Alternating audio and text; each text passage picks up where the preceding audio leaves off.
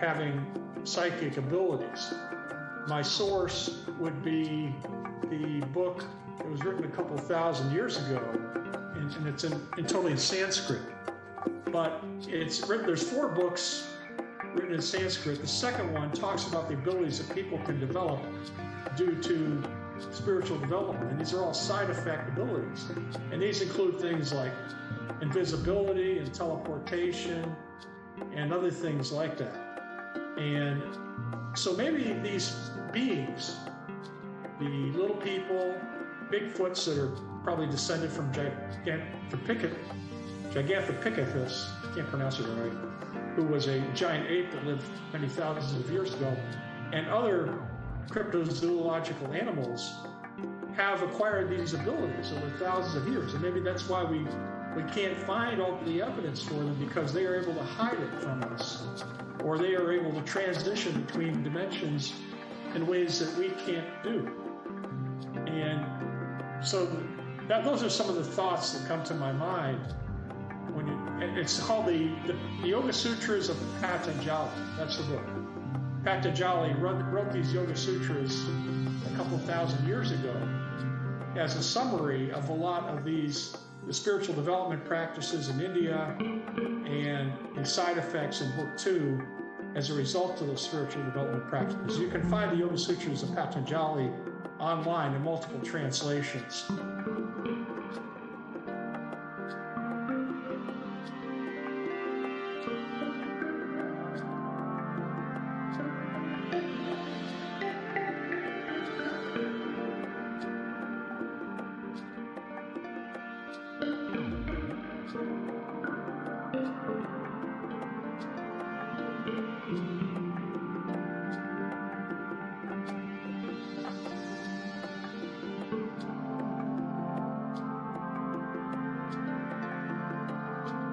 I was watching an old black and white TV. This is back in the 50s, because I was born in 55, when there were only channels and they were all black and white.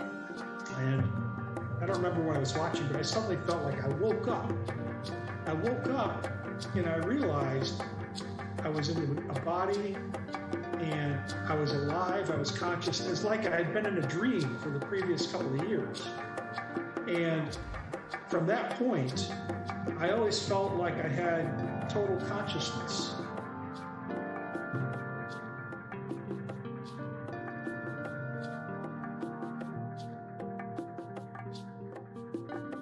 Then we have an iron mask with a face. This one's fairly recent, which was found in the coal seam. And it gives you an idea of what a face may have looked like of a being 300 million years ago. It looks kind of like a very heavy set face. And it looks almost human, but not quite human.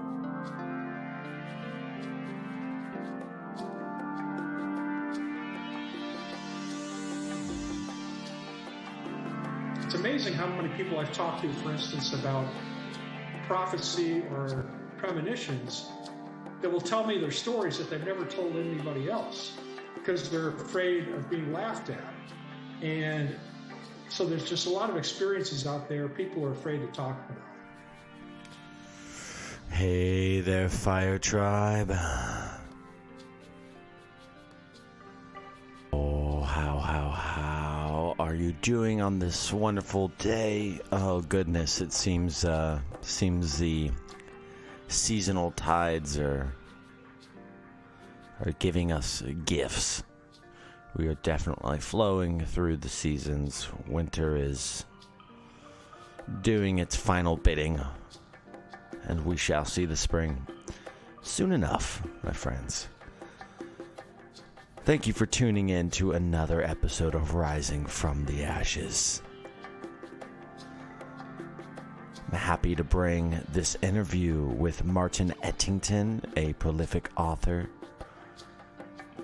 a fantastic gentleman, and a great conversation, diving a bit deeper into some of the Druidic mysteries and the ancient Celtic mysteries, parallel dimensions, time voids, and the such.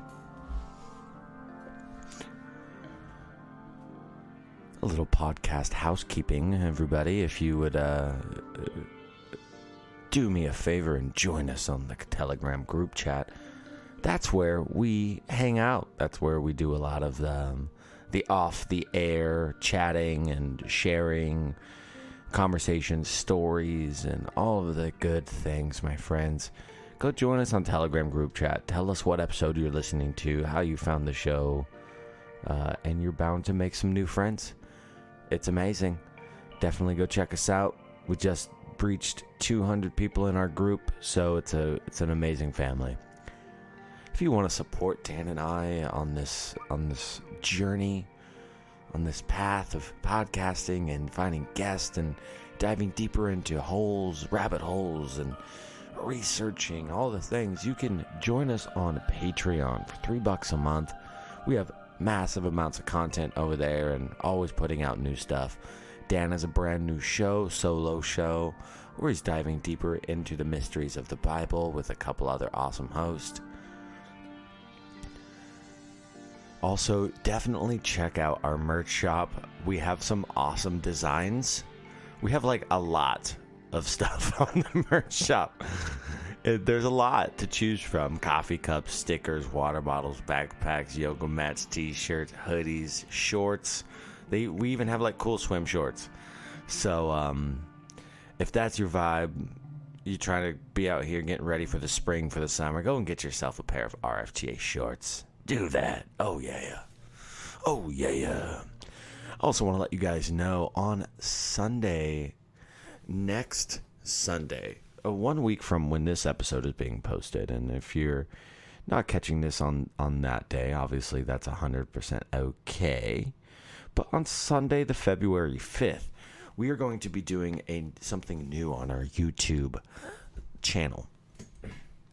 A live stream, live action role play, where we have a panel of 6 podcast hosts and different researchers that are going to be participating in a live action role play game. It's going to be pretty much a free for all, and we are going to take a lot of hits and plays and rolls of the dice from the audience. So it's going to be a really fun time. It's going to be our first time doing it, but not the last, for sure. We're going to build a universe there on our questing journey, and it's bound to be amazing. We have Alan Marcus from the Weaving Spiders Welcome being the what we're calling the Dragon Master, the DM, right? So come and check that out next Sunday, February 5th, on our YouTube channel. All the links, our merch link, Patreon link, YouTube link, Telegram link, it's all in the show notes. Just go right down below here and give it a click. And you know what? You might as well subscribe, because we have other fun Sunday slow burns on our YouTube that you guys can check. Now, one thing before we go into our RFTA news segment, and yes, we have Adam Stokes back in with us today, author, teacher of Latin. You know him. He's been on the show plenty of times. He's one of our best and friendliest RFTA news field researcher. That's what we like to call it. But before we do that, I want to tell you guys about my friend Sogard. She just signed back up for school. She is going deeper into her trainings. She's already trained in bodywork massage for over a decade, psychic and clairvoyant work, psychic hygiene. She is so amazing that she's just like, I can't stop studying. So she's back in school. And what that means is she's only getting better at what she does. I have weekly sessions with Sabian, getting different types of like oral cleaning, oral readings, chakra readings. And she really helps me feel so much more grounded after our sessions. And it's really interesting. You'll start to yawn, and maybe even some tears will come out, and like you really feel like there's energy being moved within your electrical body. It's fantastic. She does it remotely. You can do this over the phone, and I know what you're thinking. How how could that even be possible? Psychic work over the phone? I don't even ask questions anymore. Life is so mysterious. It's so wonderful that I just don't even ask questions. I just feel it. I just feel it out. So if psychic hygiene is something that you're interested in, definitely go and check out our friend Sabian Sogard at visionswitch.space. You will not be disappointed, friends. And she's going to give you a discount because you listen to this podcast. Just tell her that RFTA podcast or Homie Romy or Danunaki Dan sent you over there. All right. Well, now that we got that stuff out of the way, without further ado, let's dive into a segment of RFTA News with Adam Stokes.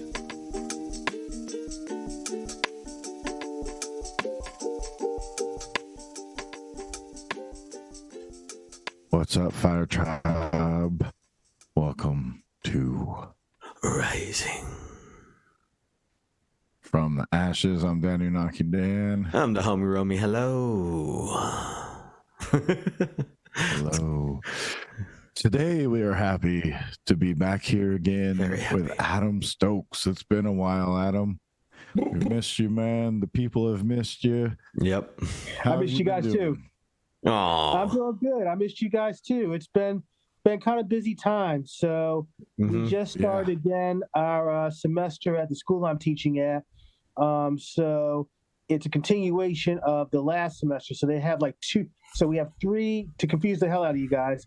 We have like 3 semesters, and our second semester, 2 weeks of it is before winter break, and then the rest of it is after. So all the projects and stuff that the students had before winter break are starting to be due, and so everybody's running around like a chicken with their head cut off. It's just been like a really, really busy time, but it's great to be back. I've missed you guys, and I think this is going to be a really, really cool year. Yeah, I agree. There's a lot of anticipation around this year. A lot of people are gearing up. I just want to ask you a teaching question about being a teacher, because it's such a glorious situation, as a job to be able to be a part of community and be a part of people's lives and watch these kids grow up and develop into their full blossom. But is there any students that you've ever had that have just absolutely blown your mind? Is that a thing? Like in a good way or a bad way? Hopefully in a good way. Yeah. Yeah. I've had a couple of students, like where I'm teaching at now. So it's like it's a boarding school, really kind of high level boarding school, and the kids are amazing. The students are wonderful. They're nice and sweet. You would think, because like a lot of them are super rich. You would think that they would be kind of snobbish, but they're actually really, really cool. They're really, really nice, and they know their stuff really well. And so the students I've had the past couple of months have definitely like blown me away with their knowledge of Latin, with their knowledge of the ancient world, and they've really forced me to be kind of on my P's and Q's, in teaching the Latin language. So I've been really impressed by them. I think that they're better than a lot of the students I encountered, even myself, when we were in college. So these are like sophomores and juniors in high school, and I think they're already ahead of the game. And they're like writing freaking like academic term papers and stuff like that. So journal papers and stuff like that. So I've really been impressed by them. That's awesome. There's nothing better than a teacher having to stay on their toes when it comes to challenging students. Like, that's really great. I mean, for us, like in the podcast realm and esoteric researchers, it's like, we were just saying, I was like, we need to brush up on our hieroglyphic symbolism. We need to brush up on a lot of this because, when you're looking at a lot of this antiquated text, we only have so many people translating things out there. Sometimes it takes a really long time to get things into an English version, and it's like we just need more people turning and burning it before they all get digitalized, and and all of that stuff happens. I think you hit the nail on the head, Roman. I think about one of my favorite texts, the Gospel of Judas, and they found the Gospel of Judas like in the 1970s or 80s. But there was like all this all of this debate over, who owned the manuscript and all this crap like that. and so it didn't even get translated until around like 2006, 2007. So Wow. almost 20, 30 years later. Wow. So that happens so often. So yeah, we definitely need more people and more people to be on the P's and Q's. I've heard people talk about the Gospel of Judas. Is the Gospel of Judas like a real gospel? Has it been certified as a real thing? Real thing, yeah. By like religious academics and whatnot? Well, it's a Gnostic text. So, okay. Of course, Orthodox Christianity is going to say Judas never wrote it, but it's written from his point of view. And it's really, and we it's know not so that nice. it existed because the church fathers, Irenaeus and others, complain about the Gospel of Judas and say, oh, it's a false gospel. So we know it existed. And then people actually found the manuscript years later in the 1970s and 80s. Wow. It puts like a little bit of a different contextual like feeling though to like who Judas was though, right? Yeah, so it makes Judas like the one. So Judas betrays Jesus not because he hates Jesus or is this bad guy or is possessed by Satan or anything, but he knows that if Jesus dies on the cross, all mankind will be saved. So he's kind of like the hero of the story. Yeah. To fulfill the prophecy, basically. Exactly. He knew it had to be done, and he had to be the guy that takes the fall for it. Yep. Yeah. Interesting. Well, Adam, what do you got for us today, man? All right. So speaking of European relics, I will apologize here. I know you guys are trying to stick with the English, the British Isles and the English area. This is going to be slightly next to it. So I have something from France, if that's okay. That's fine. That works. Great. Right. Yeah. So I might have told you guys this. I don't think I did. When my wife and I were in Marseille, there is the Chapel of Marseille. And in this chapel, no joke, is a relic. They basically have the freaking body of Lazarus from the New Testament. What? If you're familiar with the story of Lazarus, and they have a freaking skeleton there, like his skeleton is like right there. But if you're familiar with the story of Lazarus, Lazarus is the guy that Jesus raised from the dead in the Gospel of John. I think John chapter 11 or 14 or something like that. Apparently, there is a tradition pretty well founded that after Lazarus was raised from the dead, he didn't just go around celebrating that he was back alive, but he went west, like a lot of the apostles and early church members. So Joseph Arimathea, Mary Magdalene, we know they went to England, but Lazarus apparently went to what's now France, the Mediterranean area of France, Marseille, and he founded a church there. So this church and the Christian tradition in Marseille traces itself back to Lazarus. So after he was risen from the dead, he became an apostle and went westward into Europe. But it was kind of cool to actually like freaking see his skeleton there, which is this holy relic that is venerated by the people of Marseille. That's a big deal. Wow. Yeah, I did not know about that. Yeah, I'll send you pictures as well. So we took pictures and stuff. Yeah. But it's pretty cool. That's crazy. Wow. Well, what does this Church of Marseille look like? It's a super old cathedral. So, the funny thing is, Dan, when I'm in Europe, it blows me away because everything there is really freaking old. So this church goes back a couple thousand years, actually. In fact, it's so old that they have underneath the church is this whole archaeological dig that's going on, I kid you not, about like these early Christian catacombs. So this thing is super old, which supports the tradition that somebody from early Christian times came and founded Christianity in this area. But it's a beautiful church. It's super freaking huge. So you could walk through this church for like at least an hour, walk around it. So really, really huge. Absolutely beautiful church, typical European design, but an enormous cathedral, and it's on the top of a hill in Marseille. What is? Do you know when it was founded? I think 3rd century CE. It's really old. Okay. What are some of the other stories with Lazarus and some of the other like reasons why he was like venerated in the way that he was? Yeah, so we have, there's kind of a play on the Lazarus story elsewhere in the Gospel of Luke. So there is a poor man named Lazarus who competes with this rich dude. And so they both die. Lazarus, the poor guy, the rich dude die. The rich dude goes to hell, and Lazarus goes to heaven. So biblical scholars have said this might be a play on the actual Lazarus, because the actual Lazarus was like super rich. And apparently, according to some traditions, he gave up all of his money, all of his wealth to the church and to be an apostle.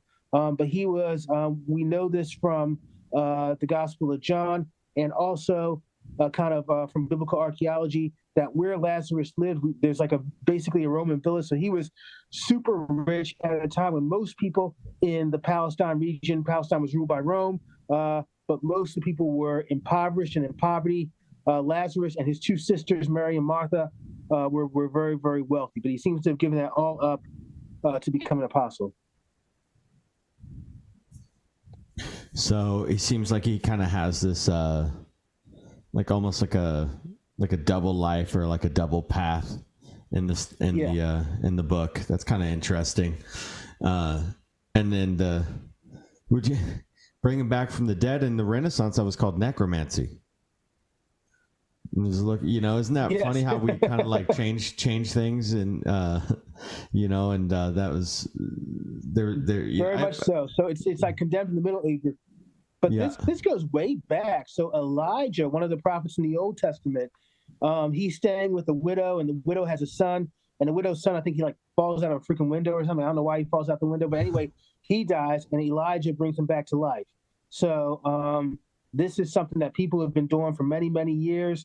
There's a really good book. I don't know who wrote it, Freddie Silva or Bruce Fenton, but talking about the resurrection tradition in Egyptian religion, and how basically the embalming of the pharaoh was because they took such great care of it, because they had this basically this secret occult art where they could bring the pharaohs back from the dead.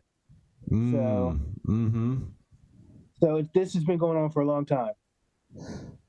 I was just doing. Yeah, there's a picture I found on the internet where it shows Lazarus wrapped in bandages or like swaddling. They said kind of almost looks mummy-ish, but then it has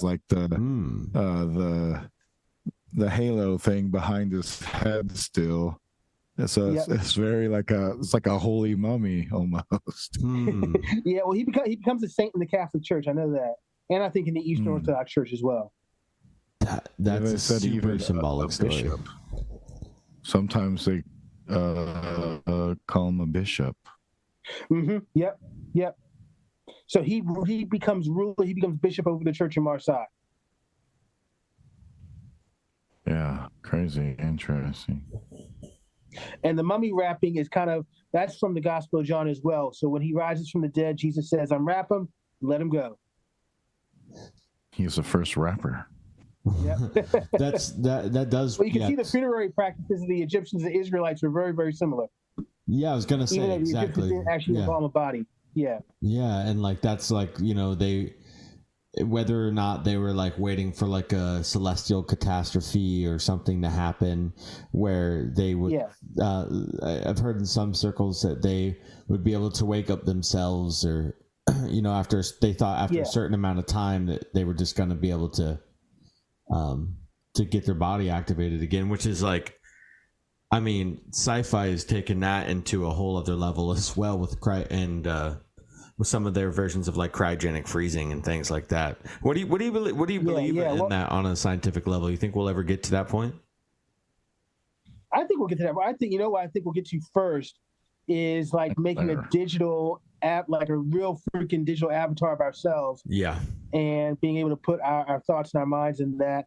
Years ago, seems there cheaper, was probably. This is before all this modern technology, but when computers were first starting out, I don't know why the hell they did this, but they grafted basically the brain energy of a serial killer onto these floppy disks. It's kind of crazy. But if they could do that back in the 80s, early 90s or something like that, I think in the next 20 or 30 years we'll be able to do that. The show, you guys ever seen the show Caprica? Where they basically put a human brain, like a human brain, into like a robot, and basically you can like live forever. I think that I think that's kind of around the corner. Oh, nice. Yeah, I'll definitely have to get into that. I always love me a virtual world in which you live forever. Yeah, that's the metaverse. Yeah, that's definitely a thing. I feel like we're scratching the surface on that. Lazarus, man, that's such an interesting story. Now that we're kind of like just letting it sink in a little bit more, it's such a symbolic story and seems like such an important, like many characters in the Bible. It's like they have these almost like mystical stories about them, and then we find them later as like very physical stories. Like this can very easily be a physical person, but then again, it's almost like you're walking these two worlds of like half of this stuff is happening on the conscious realm or in this other. Yeah, like it's so interesting. So obviously, like a lot of these things we take physically serious, but I wonder how much of how many ways are there to interpret it? Is it symbolic? I think there's a lot. That's the exact paradigm I think that the Gnostics had towards a lot of this material. So the Gnostics would say, well, you have a very literal historical account of Jesus in the canonical Gospels, but then you have this esoteric mystical knowledge that seems to be on another plane, that itself admits to be on another plane with these other Gospels, with these Gnostic Gospels. So it's funny because yesterday I was teaching my Old Testament class at St. Joe's, and I talked about the literal versus the allegorical and spiritual meaning.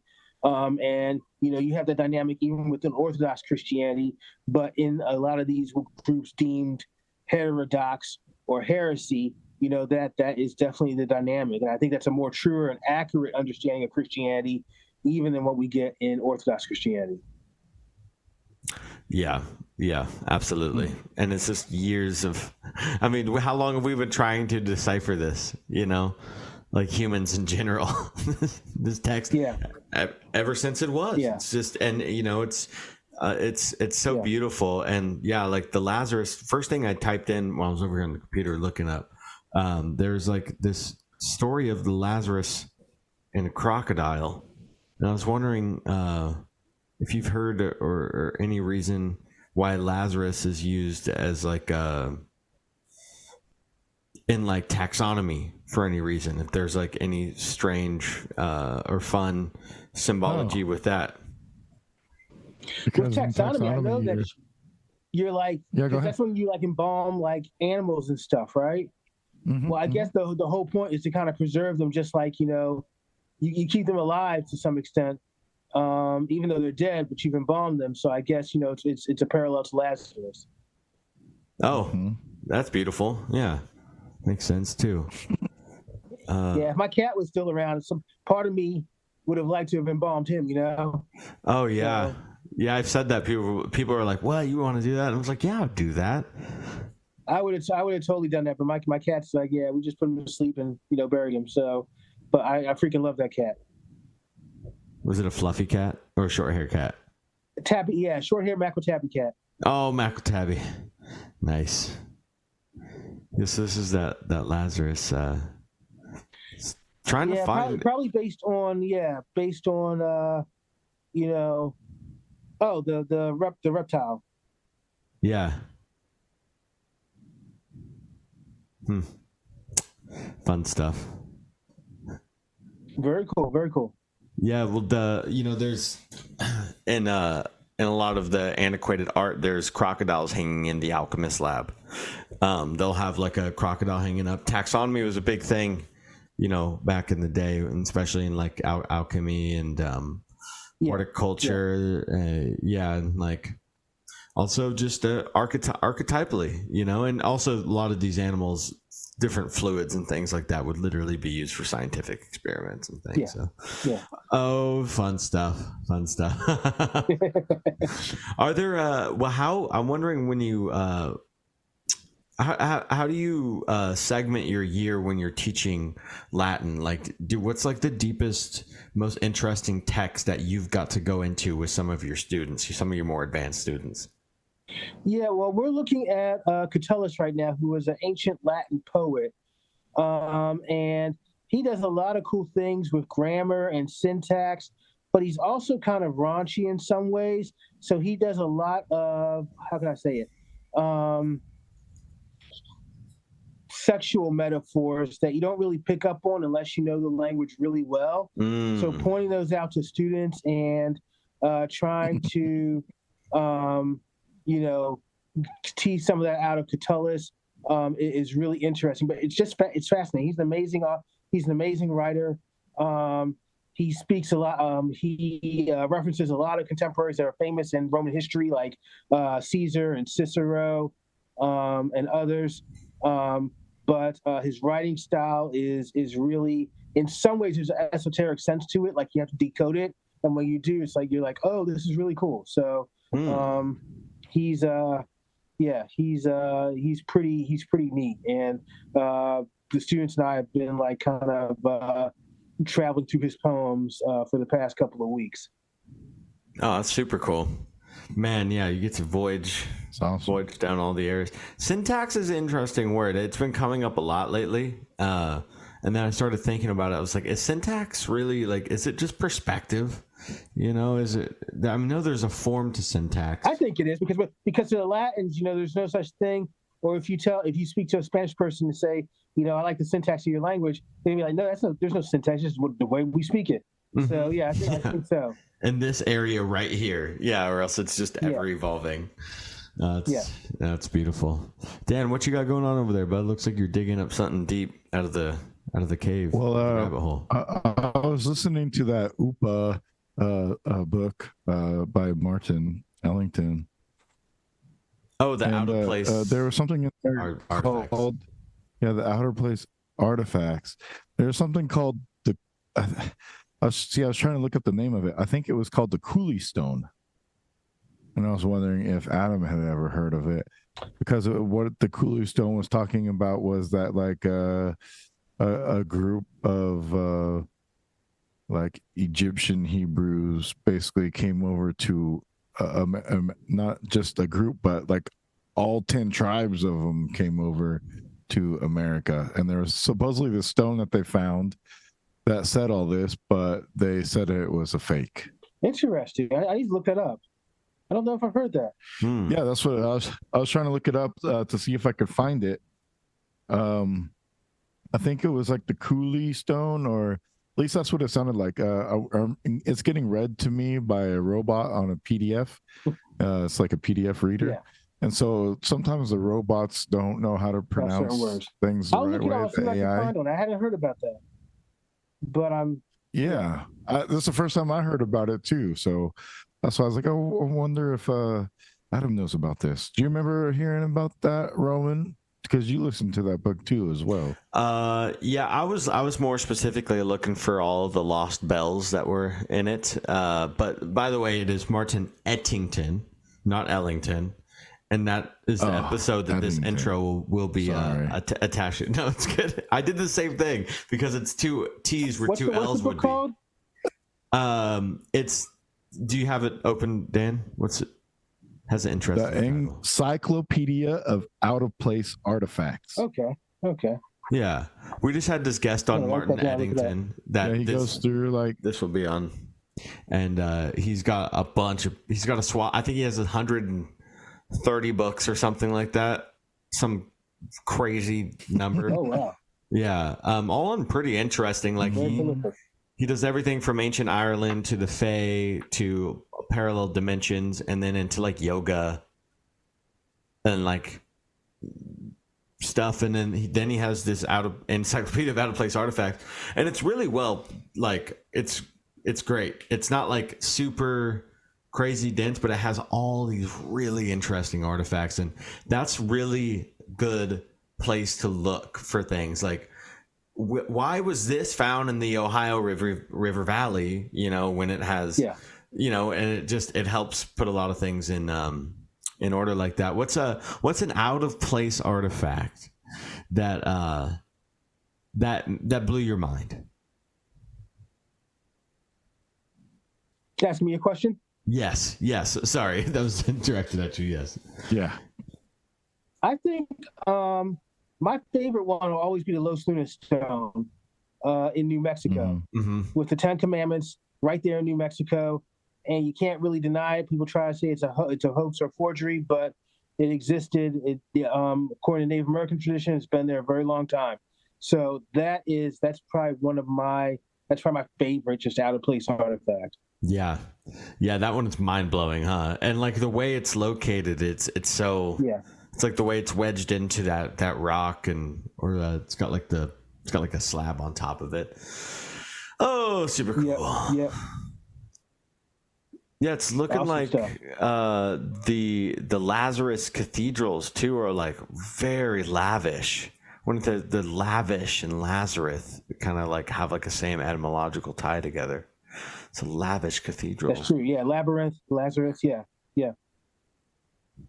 Oh. Yeah, I'll send you guys pictures of that. The cathedral in Marseille. Very, very impressive. But I'd love for you guys to take a look at it yourself. Sweet, will do. Well, that'd be awesome.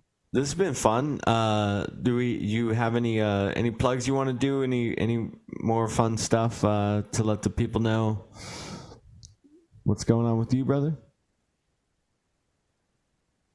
Yeah, I'm in the process of creating some websites where I'll talk more about, ancient civilizations and giants and stuff like that. So I'm in the process of doing that. I have domain names I purchased, and my big project the next couple of months is working on those, and I'll keep you guys posted about that. Nice. But just a way kind of going in a different direction of sharing this knowledge.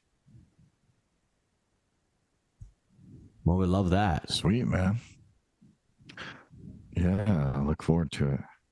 I'm going to find out what this stupid stone was called, and then I'm going to let you know because I really want to, because I mean, like I read your book, and that's kind of like the premise of the book is the hybrid Hebrew and African, Egyptians, kind of came to America. But interesting, this stone says like all 10 tribes left to America. That's why they think it's a hoax, because they don't think that. But I think it was found in like Arizona or whatnot, in one of those like caverns in the canyon or something. Fascinating. I'm not surprised. There's a lot of hidden history in the Grand Canyon in that area. Yeah. So we'll have it for the next one. Actually, yeah, we should definitely do. We'll try to each bring an out of place artifact or something. That'd be pretty fun. Good conversation. Sounds good. All right, good. I can do that. Sweet, man. All right. Well, Adam's going to be having some websites coming out. It's going to be awesome. We're going to always put those links in the show notes so everybody can just go and click and see what's happening. Until next time, it's been a pleasure and an honor as always. My pleasure. So good to see you guys again. Yeah. Thanks, Adam. Appreciate it, man. Thank you. My pleasure. See you soon. Cheers. All right.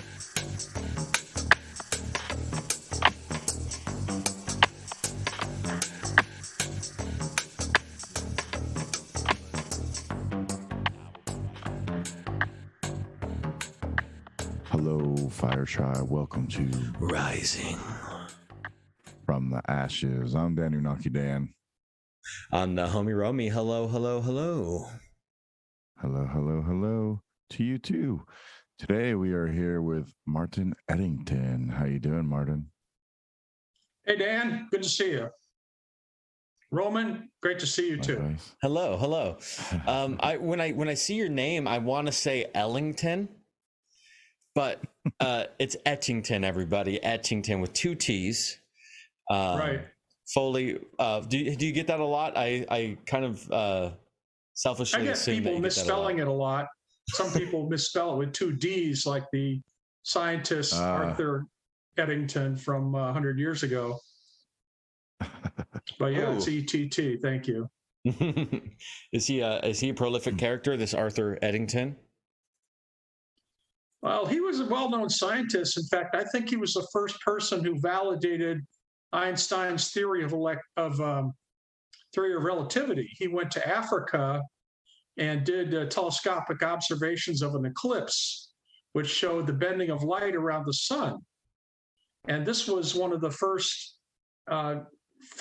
scientific evidences that relativity was a real phenomenon. Wow, that's pretty significant, I'll say. Yeah, I just looked him up, just quick Google, and found out he's a pretty famous astronomer. So that's pretty cool. Yeah, it's funny, these looking into history, which we do here on this show. There's all these names that kind of get like dispersed, but they come from very similar family lineages. I wonder if the Ettingtons with the T or the D come from a singular bloodline, maybe back over in Europe. Actually, the name was changed 100 years ago from Ettington, which was in Eastern Europe. My grandfather, who came here as a 12-year-old through Montreal, joined his uncle, and the name was changed to anglicize it more. So it really has nothing to do with the English name. Oh, wow. Interesting. Very interesting. Yeah. So we topic our show on themed months and themed seasons, and we were going into Sumeria and Egypt just before we entered our paranormal months, and what we were finding a lot of ties to was ancient Egypt to ancient Ireland, or Scotia and Scotland. And so we decided to put the first part of the year heavily into ancient Ireland and Scotland. And obviously the Tuatha De Danann comes up, and the Druids come up a lot. And your books are incredibly prolific. And so when we found you, we were like, this guy's got a lot up the alley of what we're going to be talking about. So that's really fascinating. Dan, you got any starter questions for our fellow guest here? I mean, yeah, man. Well, first of all, just tell us a little bit about yourself, and because it seems to be pretty ingrained in your own history, Ireland and whatnot. So maybe tell us a little bit about that. I know you've had some experiences, and kind of give us a little bit about who Martin is. Sure. So, not going into all the details, but I'm originally from Western New York State, being born in Corning. My dad was an engineer, my mom a school teacher. And I became an engineer like my dad, went to a place called Rensselaer Polytechnic Institute in Troy, New York. But in parallel with that, I also was very interested in this paranormal and spiritual enlightenment things. So I had a mentor in college. His name was Sam Lentine. He's since passed, but he was a blind psychic physicist. And he taught a course of meditation. This is like 1973. And I took it and helped him with it. And I also learned how to open my crown chakra, if you're familiar with chakras, and learned how to take in energy. So my life has been a combination of working in the technical community, mostly in IT, in big major Fortune 100 companies, and in my evolution spiritually, because I believe that paranormal abilities are a side effect of spiritual development. And then about 14 years ago, I decided I wanted to write because I felt I had a lot to contribute to people. So I started writing, and it evolved. I started writing a lot about paranormal experiences of mine, a lot of them to do with prophecy. And then I wrote about spiritual development and enlightenment. I've had a couple of enlightenment experiences, and it kind of branched off. And as a result, I consider myself kind of the out-of-the-box author. I like to write about a lot of topics which are unusual and weird, and I give them my analytical perspective, which a lot of writers don't do, because I have this engineering technical background, yet I've had all these subjective experiences in my life, and instead of rejecting them, I try and figure out how can they fit within the context that people in today's society understand.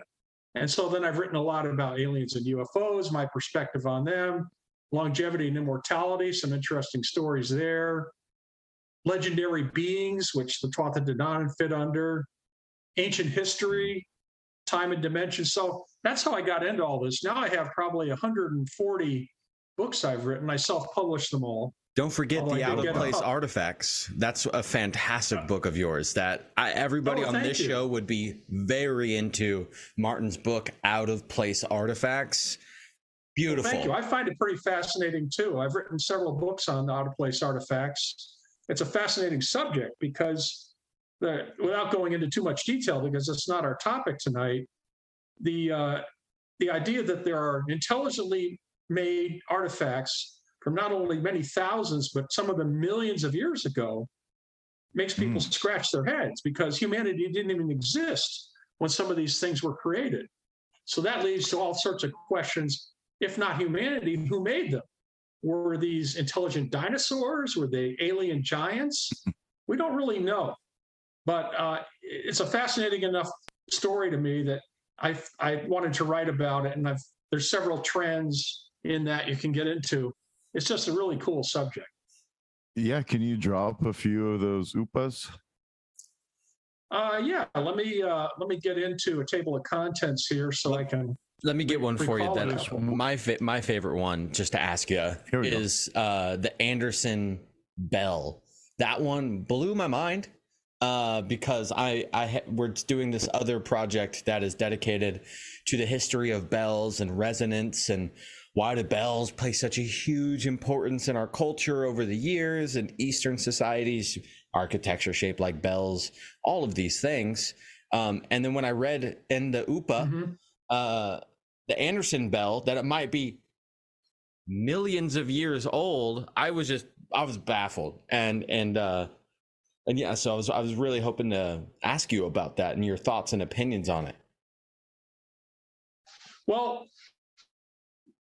that's, of course, a very interesting one. In fact, I found a sequence of items, about 11 of them, and I'm finding more all the time, that were all from about the period of 300 million years ago, which was even before the age of the dinosaurs. It's the previous age. And all of these items were found in rock strata or coal seams. And I'll give you some examples. Like there are wheels found in the coal of a coal mine. I'm talking about spoked wheels with an outer rim and spokes going out. And it's a real wheel. You can see the imprint of it in the coal mine. Metal? Or I don't really know if the metal's there, but it's outlined in the coal. It's not a natural artifact. Oh, like a fossil. And then I don't even know if it's a fossil. Well, I guess maybe it is a fossil because the coal seems to have replaced the original wood in the wheel. Wow. Then we have an iron mask of a face. This one's fairly recent, which was found in a coal seam. And it gives you an idea of what a face may have looked like of a being 300 million years ago. It looks kind of like a very heavy set face. And it looks almost human, but not quite human. Let's see, another one is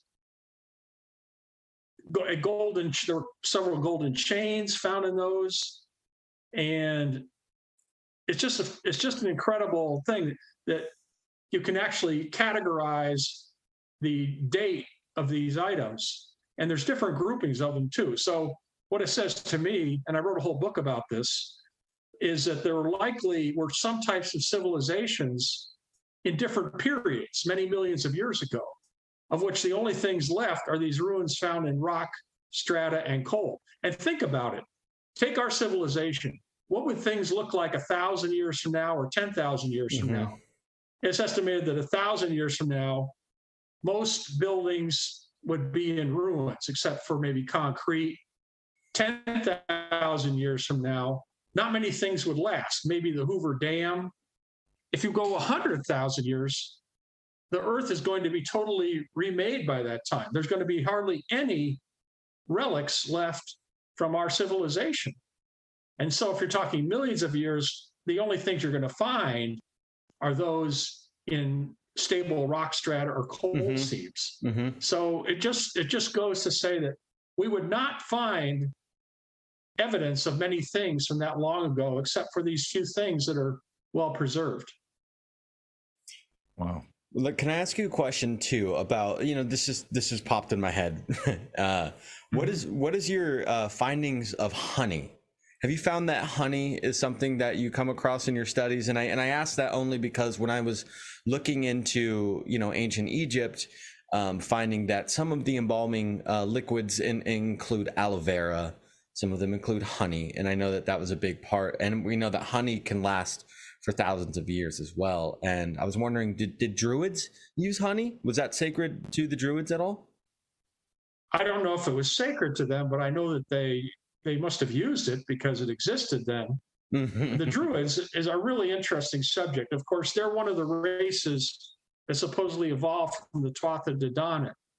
And Druids did not keep a written history.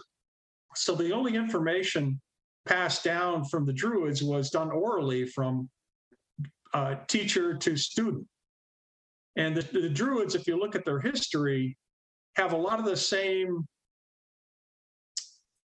holidays and a lot of the same practices that modern witches do. I think it's fair to say that modern witchcraft takes a lot of their history from the Druids. Like there's a whole sequence of celebrations that the Druids had, and these are things that are parallel to the rites and rituals of modern witches. The Druids also were supposedly able to have paranormal experiences, and that's part of why they're known. But we don't know enough about the Druids. We do know that the Romans had experiences with the Druids, and we don't know how much further back they go. I like to think I have some ancestry in regard to that because my mom's side of the family was Kirkpatrick from Northern Ireland. And my mom actually had a lot of paranormal abilities, but she didn't know it. Can I relate one story about her? Absolutely. Oh, yeah, for sure. Please do. So when I was being raised in the small town of Painted Post, New York, next to Corning, this is the mid-50s, my mom disappeared into a mental institution in a hospital for a couple of weeks. And I didn't know why at the time. I didn't know why for many years. And then she came home and she seemed to be okay.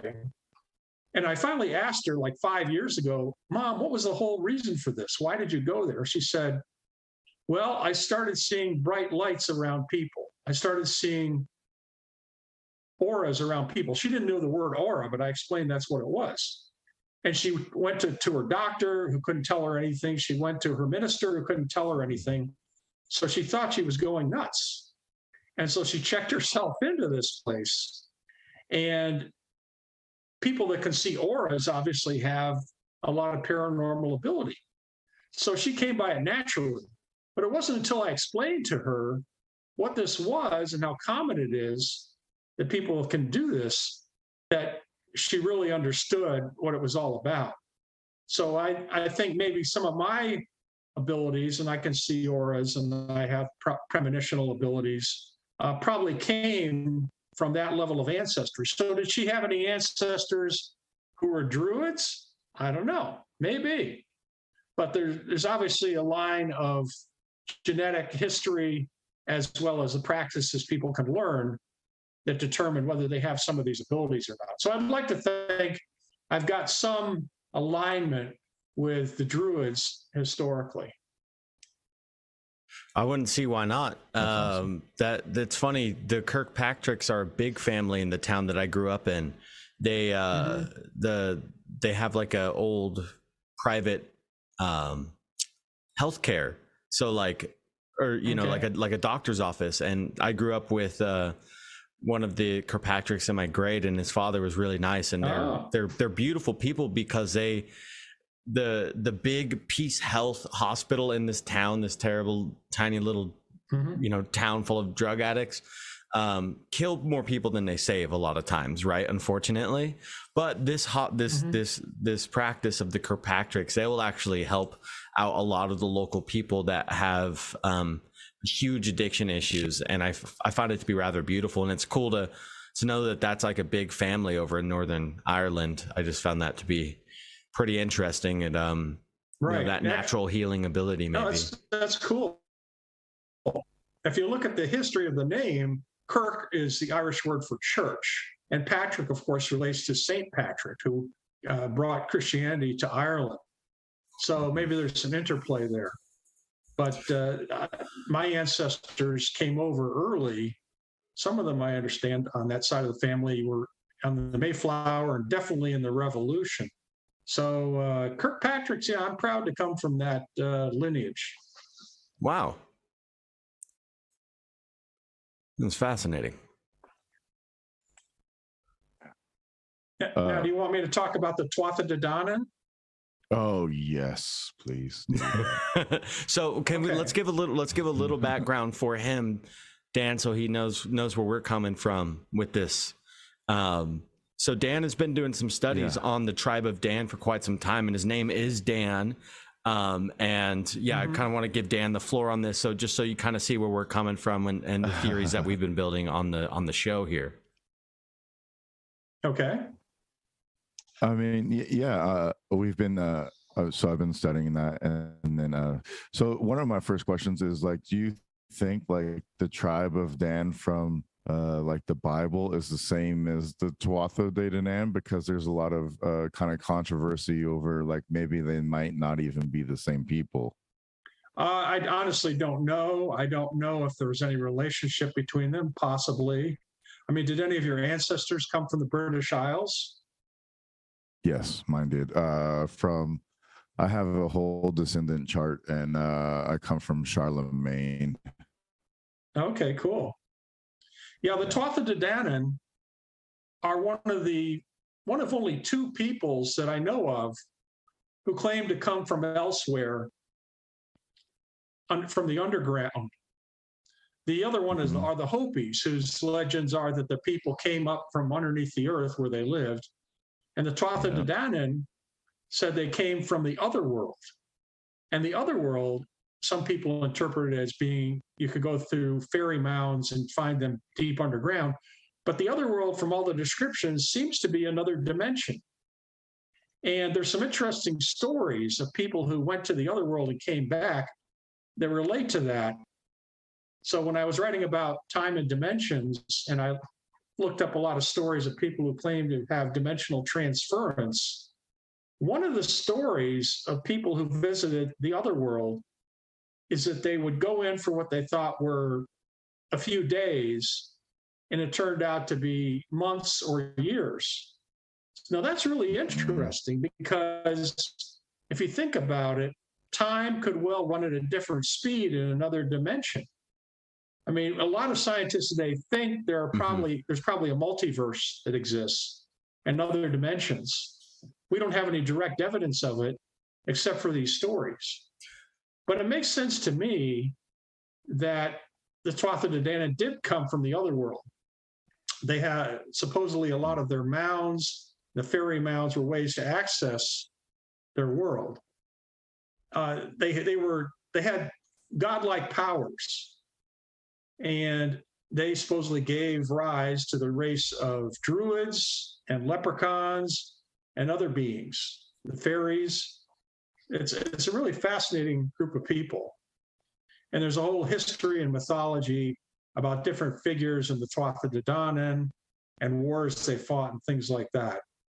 But I think it's really fascinating. It's really the only culture you can find, aside from, again, stories from the Hopis, where this whole panoply of beings from an advanced race came to Earth and said they came from another dimension. It's just really fascinating. It's fascinating too to tie kind of some of these other lores of these ancient cultures and where they might have gone because they vanished. And there's this spiritual component of ascension, and there's not a lot of evidence of ascension either, just like there's not a lot of evidence of these multiple dimensions that may exist. But is that because we're specifically being led astray from that? And yeah, sorry, I was getting hot. I had to take off my sweater. Oh yeah, no, it's getting crispy in here. We're saying we're spicing up the meat up in here. So I was saying that is there any connection between these different cultures that say they come from the underground or another dimension, and the vanishment of cultures and the talk of ascension? I don't know, but I'll bring up another anomaly. Of course, the stories about Bigfoot and Sasquatch, right? Absolutely. Yeah. Smelly guys. Well, when I was doing research on that for my book on Bigfoot, I found that there was a graph showing Bigfoot sightings in North America going back like 100 years. And there's actually been thousands of sightings all over the continent. Yet, it's very hard to pin that down. And some people also say when they meet Bigfoot, they seem to have paranormal abilities. So the idea occurs to me, do the Bigfoots have the ability to go between dimensions themselves, to transition back to other dimensions? Or maybe that's where they came from. And maybe other legendary beings like firebirds and other things, dragons, and then there's another one I'm looking for the name of. Maybe they have the same ability to transition between dimensions, because we have many sightings of all these things that seem to be valid sightings told by people that are not drunk and not on drugs. And these are things they really saw. Yet we have trouble finding any evidence of them. When you talk about Bigfoot, there are some people who say they've found crude huts that Bigfoots might have slept in. But where are all the bodies, and where do they, there's lots of information that's unknown about them. So this makes me wonder if there's a dimensional thing going on here with cryptozoological animals, as well as like the Tuatha De Danann. And is it the same dimension, or is it another dimension? We don't know. Hollow Earth. What? Hollow Earth? Yeah, Hollow Earth is another thought. There's some stories about Hollow Earth. I did a book on that, and some of those might relate also to other dimensions. What was your findings I did not believe findings on the Hollow Earth? I didn't see that book in your vast collection of writings, but what was your kind of big takeaway on doing the research on Hollow Earth and looking at these different cultures? That's a good question. I think that people have lived underground in many places on the earth. I don't think the earth is hollow, but I think there are caverns, different large caverns where people have lived over periods of time. And that's where a lot of these stories come from. A lot of the stories talk about explorers who found these caves, and they found all sorts of treasures in them, but then they either couldn't find them again or they disappeared, and nobody knows what happened to them. So I did want to say about why I didn't believe in dimensions, and now I do. Because that's interesting, because I don't really believe in dimensions. It's a weird thing for me to like wrap my head around, I guess. But yeah, so go for it. Okay, so again, scientists, physicists think there might be a multiverse. In other words, multiple dimensions. But we haven't had any experiments to prove they exist or don't exist. But I did a study of dimensions several years ago, which led to, I think, one of the books I sent you about people having stories about traveling between dimensions. And these are sober people. I look for patterns. When I find a pattern of a series of stories that all say the same thing, I tend to believe it's real. or there's some element of reality to it. So, like one typical story was some girls who were out driving, I think out near San Bernardino at night, and they were on a dirt road, and then they suddenly switched to a paved road, and they found a diner where there were not people, but beings in front of the diner that weren't human, and some types of strange looking cars. And they kept driving, and they turned around, they went back, and then they were back on the dirt road. And they couldn't find it again. So, you know, there's lots of stories like this. A multi-dimensional diner. Yes, people have had strange things happen to them, and they can't explain how it can be. I was talking to a guy who did a different interview with me a month or two ago, and he said that he and his family were driving up in the Northwest, and they saw this diner, which they stopped at and ate. And the prices were all 1950s prices. And everything in the diner was circa 1950s. And then they left and they went and did whatever they were doing. And they tried to find it on the way back, and they could never find it again. It no longer existed. So there's lots of stories like this of people who find a place, and there's a lot of strange things going on that are different from our home universe. And they obviously came back, otherwise they couldn't tell the story. So these things to me all set a pattern saying that there are multiple dimensions. I go by the stories that you can research, that people tell about what happened to them. They're not crazy people, and they're not crazy stories. And then you get into these whole things about the Tuatha De Danann and the Hopis and the stories of inner earth people. Yeah. And so it says to me there's some reality to this. And I could never prove it. I don't have the evidence for it. But in my view of trying to look for patterns, that's why I tend to believe it. Yeah, my opinion. My opinion of the other world is that the other world was America, and so like that's why there's so many mounds here. And when they battled in the battle of the Mill, the Milesians, when they went to Ireland, they ended up beating the Tuatha De Danann, and the Tuatha De Danann went underground and took the underworld. So I think that maybe there's some because the Tuatha also connects to the Duat of Egypt, which is the underground. So there's many stories about them being, you know, kind of under the surface, and maybe time reacts different underground or something.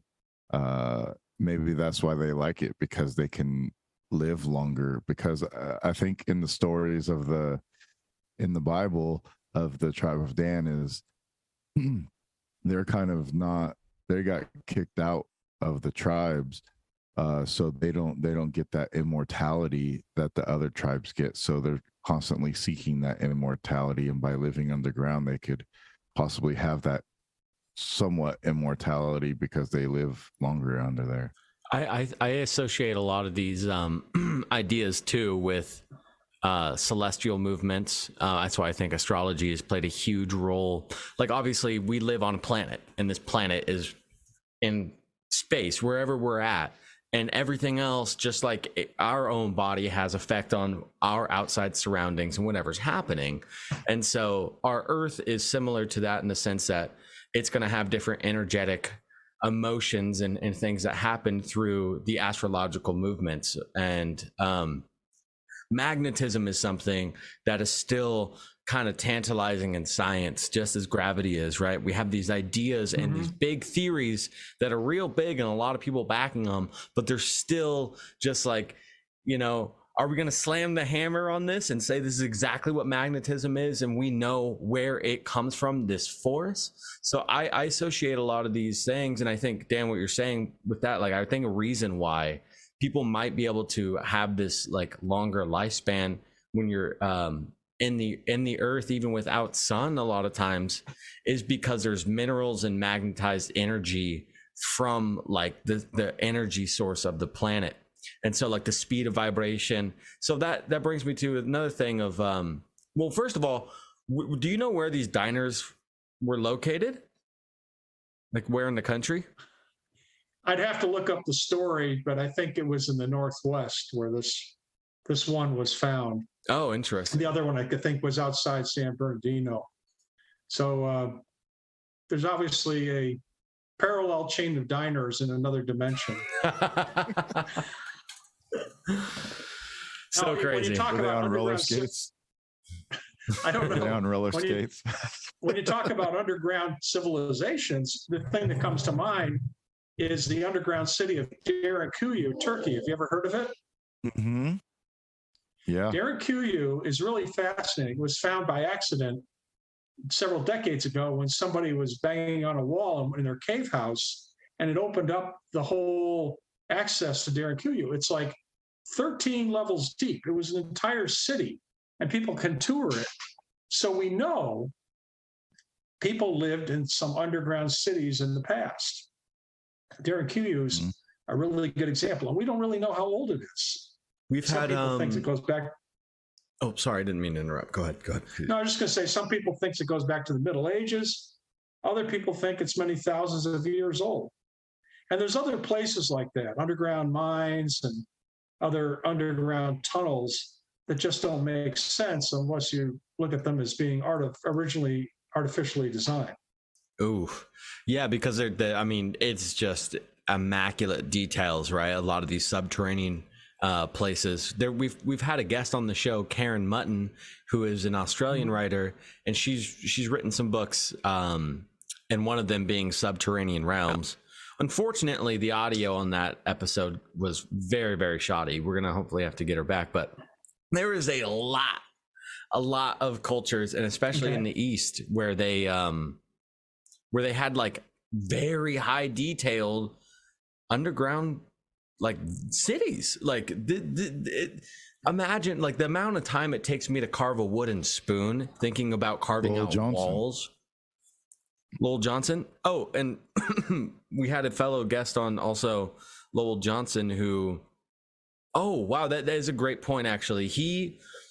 His story is that he was basically sitting inside of a rock structure kind of cave like thing in Mount Shasta, against a mountain. His back is here, and then he gets up as his like cell phone dies, a battery's drained, gets up, turns around, and then a door has appeared in the wall, just seemingly out of nowhere.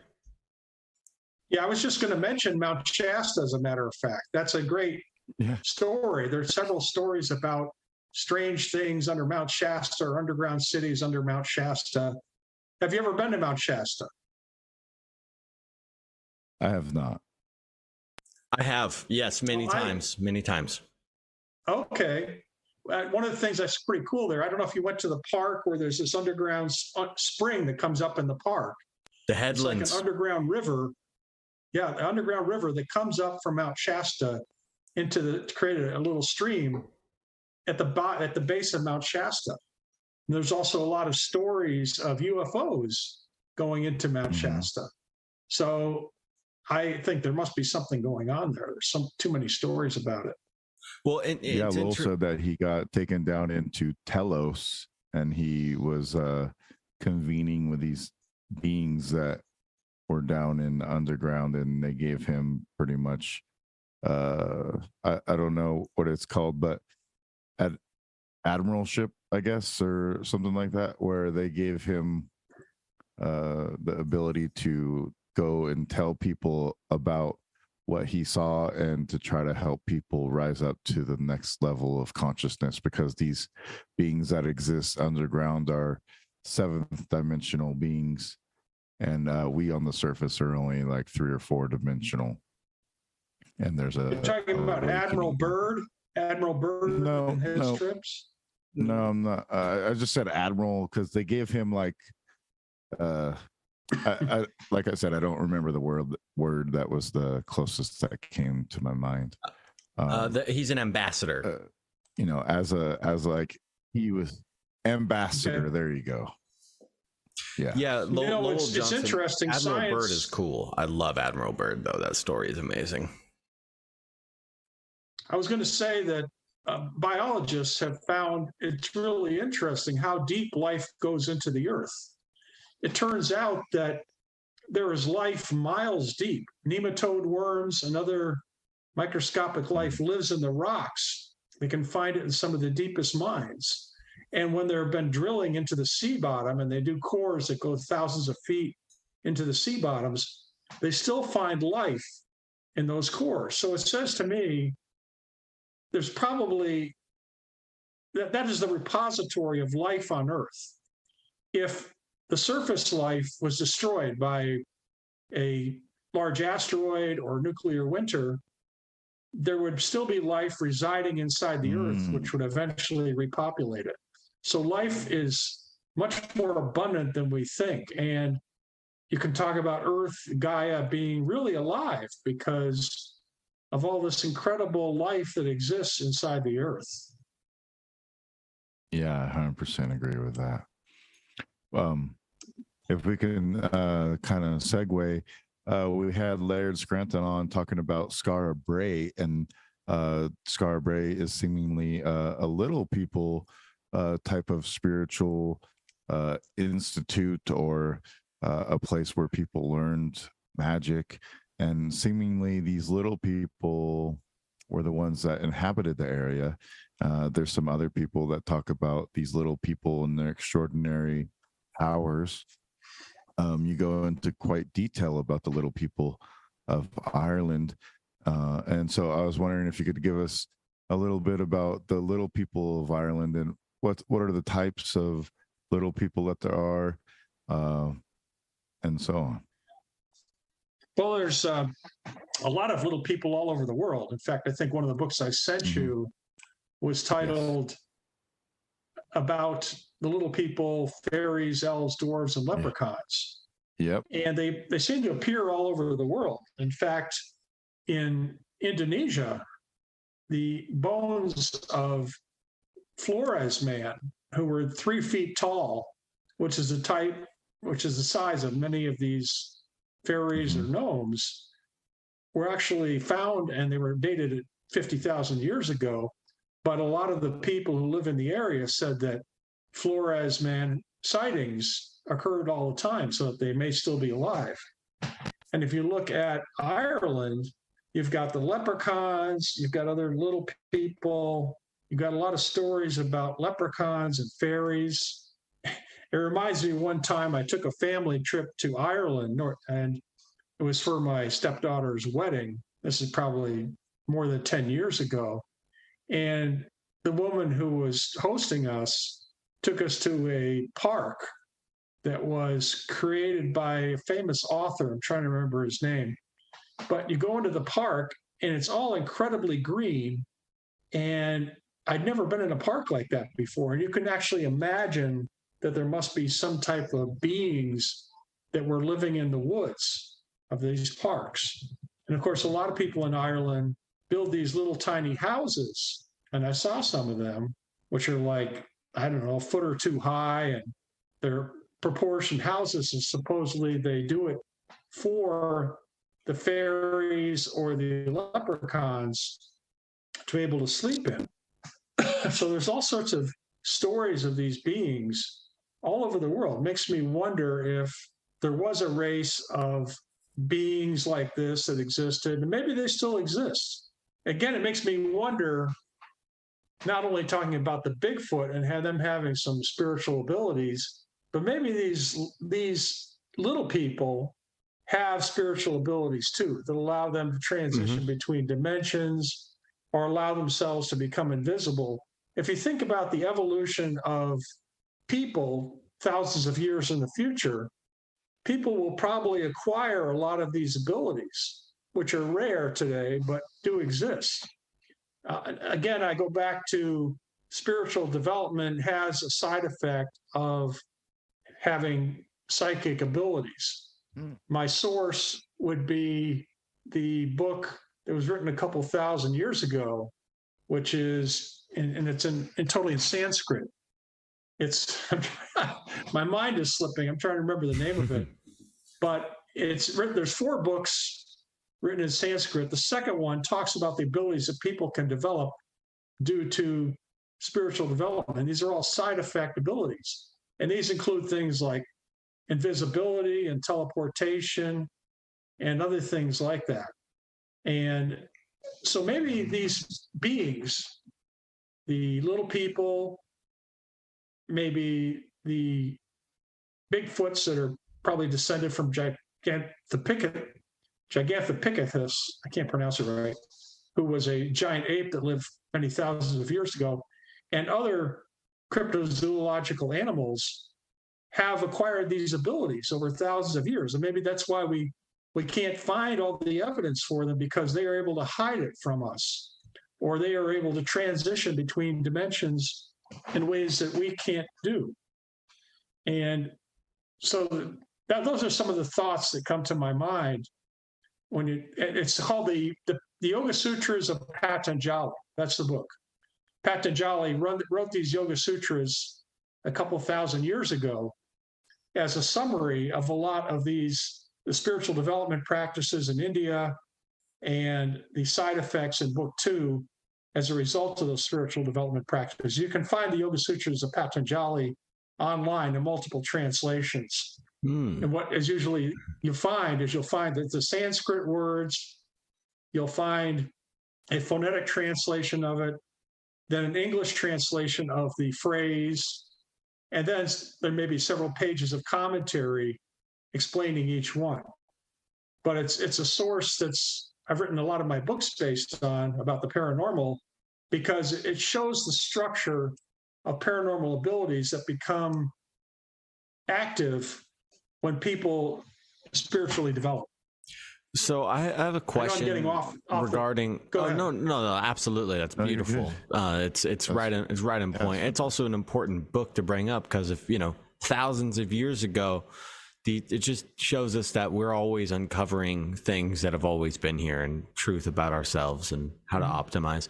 But a lot of talk I hear, there's so many different takes on the Tuatha De Danann and the Druids and the fairies and the leprechauns. And a lot of stories I hear that line up with each other is that the Tuatha, when they receded into the land, that the Fae that we consider the Fae now are the Tuatha, like kind of presenting themselves maybe as fairies or leprechauns and such, and that's why there's association with mounds. But sounds like you might separate the two and they might be different entities. Also, I've heard things about that, leprechauns weren't small, tiny little green guys. That was like a Christianized version, almost a bastardized version of the leprechaun. So what's your take on that? Are they together? Are they separate in your findings in your research?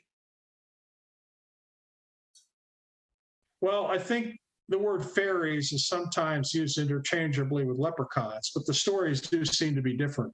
There's also stories about dwarves, which tend to be more Germanic, but they all agree that they were mostly small statured people, and some of them had different spiritual abilities, and this is what makes them fascinating, because if they could hide themselves or they could grant wishes and things like that, maybe those abilities are real. But they're things that modern science frowns on as being ridiculous because it doesn't fit with the paradigm. Mm-hmm. But if you look at the evolution of beings, the Tuatha De Danann having been a very advanced race, evolution would say that we also evolve spiritually, and then as a result, we have a side effect of spiritual abilities or psychic abilities that become available with time. I'll give you an example of that, if I may. Yeah. So when I started spiritual development practices in college, I was probably no more than 19, and I learned how to meditate and how to take in energies. I had a number of different experiences, but they tended to fall prominently into the area of premonitions and prophecy. And I had a lot of those experiences, some of which saved my life. Oh, wow. So those are also things supposedly that the Druids could do. to see the future, because I believe the future is a future of probabilities, and some probabilities are more likely than others. But these abilities become available to you when you start becoming spiritually developed, which means you're centered in your spirit, not in your ego. And the analogy I like to use is you're talking about a goldfish bowl. And if you put a light inside the middle of a goldfish bowl that's full of water, and there's lots of sand and dirt on the bottom, you stir that up and the sand and dirt obscures the light bulb. But if you're able to learn things like meditation, how to center yourself, all that dross, all that dirt and sand falls to the bottom of the bowl. And this allows a light to shine out. It's a crude analogy, but the whole idea is once we start becoming spiritually centered, it opens our ability to perceive things in our environment, in our universe, that otherwise we would not perceive. And this is where I think that premonitions and prophecy comes from. I know in my life, it saved my life a number of times, and it led me to seeing world events before they happened. So I obviously believe it's real. I've written a couple of books about it. And I think that this must be a common thing that these beings have learned, that they can see the future, that they can choose different paths to go on. So I don't know if it's totally relevant, but these are some of the things that I think these beings have developed that allows them to get along in their society and to avoid mankind. Also invisibility. There are techniques to make yourself invisible. I've learned some of those. Minerals. And what? You've learned some of them? You can make yourself invisible? Yeah, there's a technique, for instance. Where you learn about energies. You learn about energies of aura and life force energies. And you can cover yourself with different types of life force energies, which makes you less apparent to the people around you. And there are stories, I haven't taken it that far, but there are stories of people becoming invisible to other people through this or by accident being in that state. Mm-hmm. One time in college, I lay on my bed and I was trying to practice one of these techniques. And the whole idea was to lie in the bed, get into a meditative state, and direct energies up to the ceiling and try and concentrate the energies up there to become blue. Mm-hmm. And then you pull it down and cover yourself with it. And what happened is I actually started to see this blue colored energy on the ceiling. And frankly, it scared the hell out of me. And I fell out of the meditative state, so I didn't go any further. But that's a whole another subject. But what I'm saying is I think these beings are able to hide themselves from us in different ways, whether it's the Sasquatch Bigfoots or whether it's the leprechauns and fairies. Also, there's other thunderbirds. I've written about thunderbirds. Cloaking abilities. Those thunderbirds may... Yes, exactly. Now, aliens, if you want to talk about aliens, alien technology, being thousands of years ahead of ours, would allow them to hide themselves and become invisible on Earth. And I think many of them have become invisible and visited Earth. So that could be either done technologically, because we're very close to that technologically, or it could be done spiritually. And so anyway, there's lots of permutations of this, but the basic idea is that the beings who we live with, whether they're of Earth or the other world or aliens, all have the ability to cloak themselves or hide themselves or have special abilities that what we call modern man doesn't have. Because our science and technology is actually very limited. What's your opinion on the other? So there's this realm that we live in, and its vibratory rate and state in this plane of existence. What do you think about other living entities besides humans and their potential role here and their potential spiritual abilities? Well, if you talk about aliens, I believe that from my research, and I've never seen a UFO or an alien, first of all. I'm just talking about the things I've researched. I believe they've been on this earth for thousands, if not millions of years. They may have actually had a hand in the original creation of humankind. That's the story. That being the case, that being the case, they are so far advanced of us that we would be amazed, and we would think that what they're doing is magic. I think it was Arthur C. Clarke, the science fiction writer, who said any sufficiently advanced technology was seen as magic to us. So these beings are so much in advance of us that they can visit the earth and we don't even know they're here. They can cloak their ships, they can cloak themselves, and we only have occasional sightings, which maybe our military aircraft can take photos of and stuff, but it doesn't really let us see what these beings are really doing.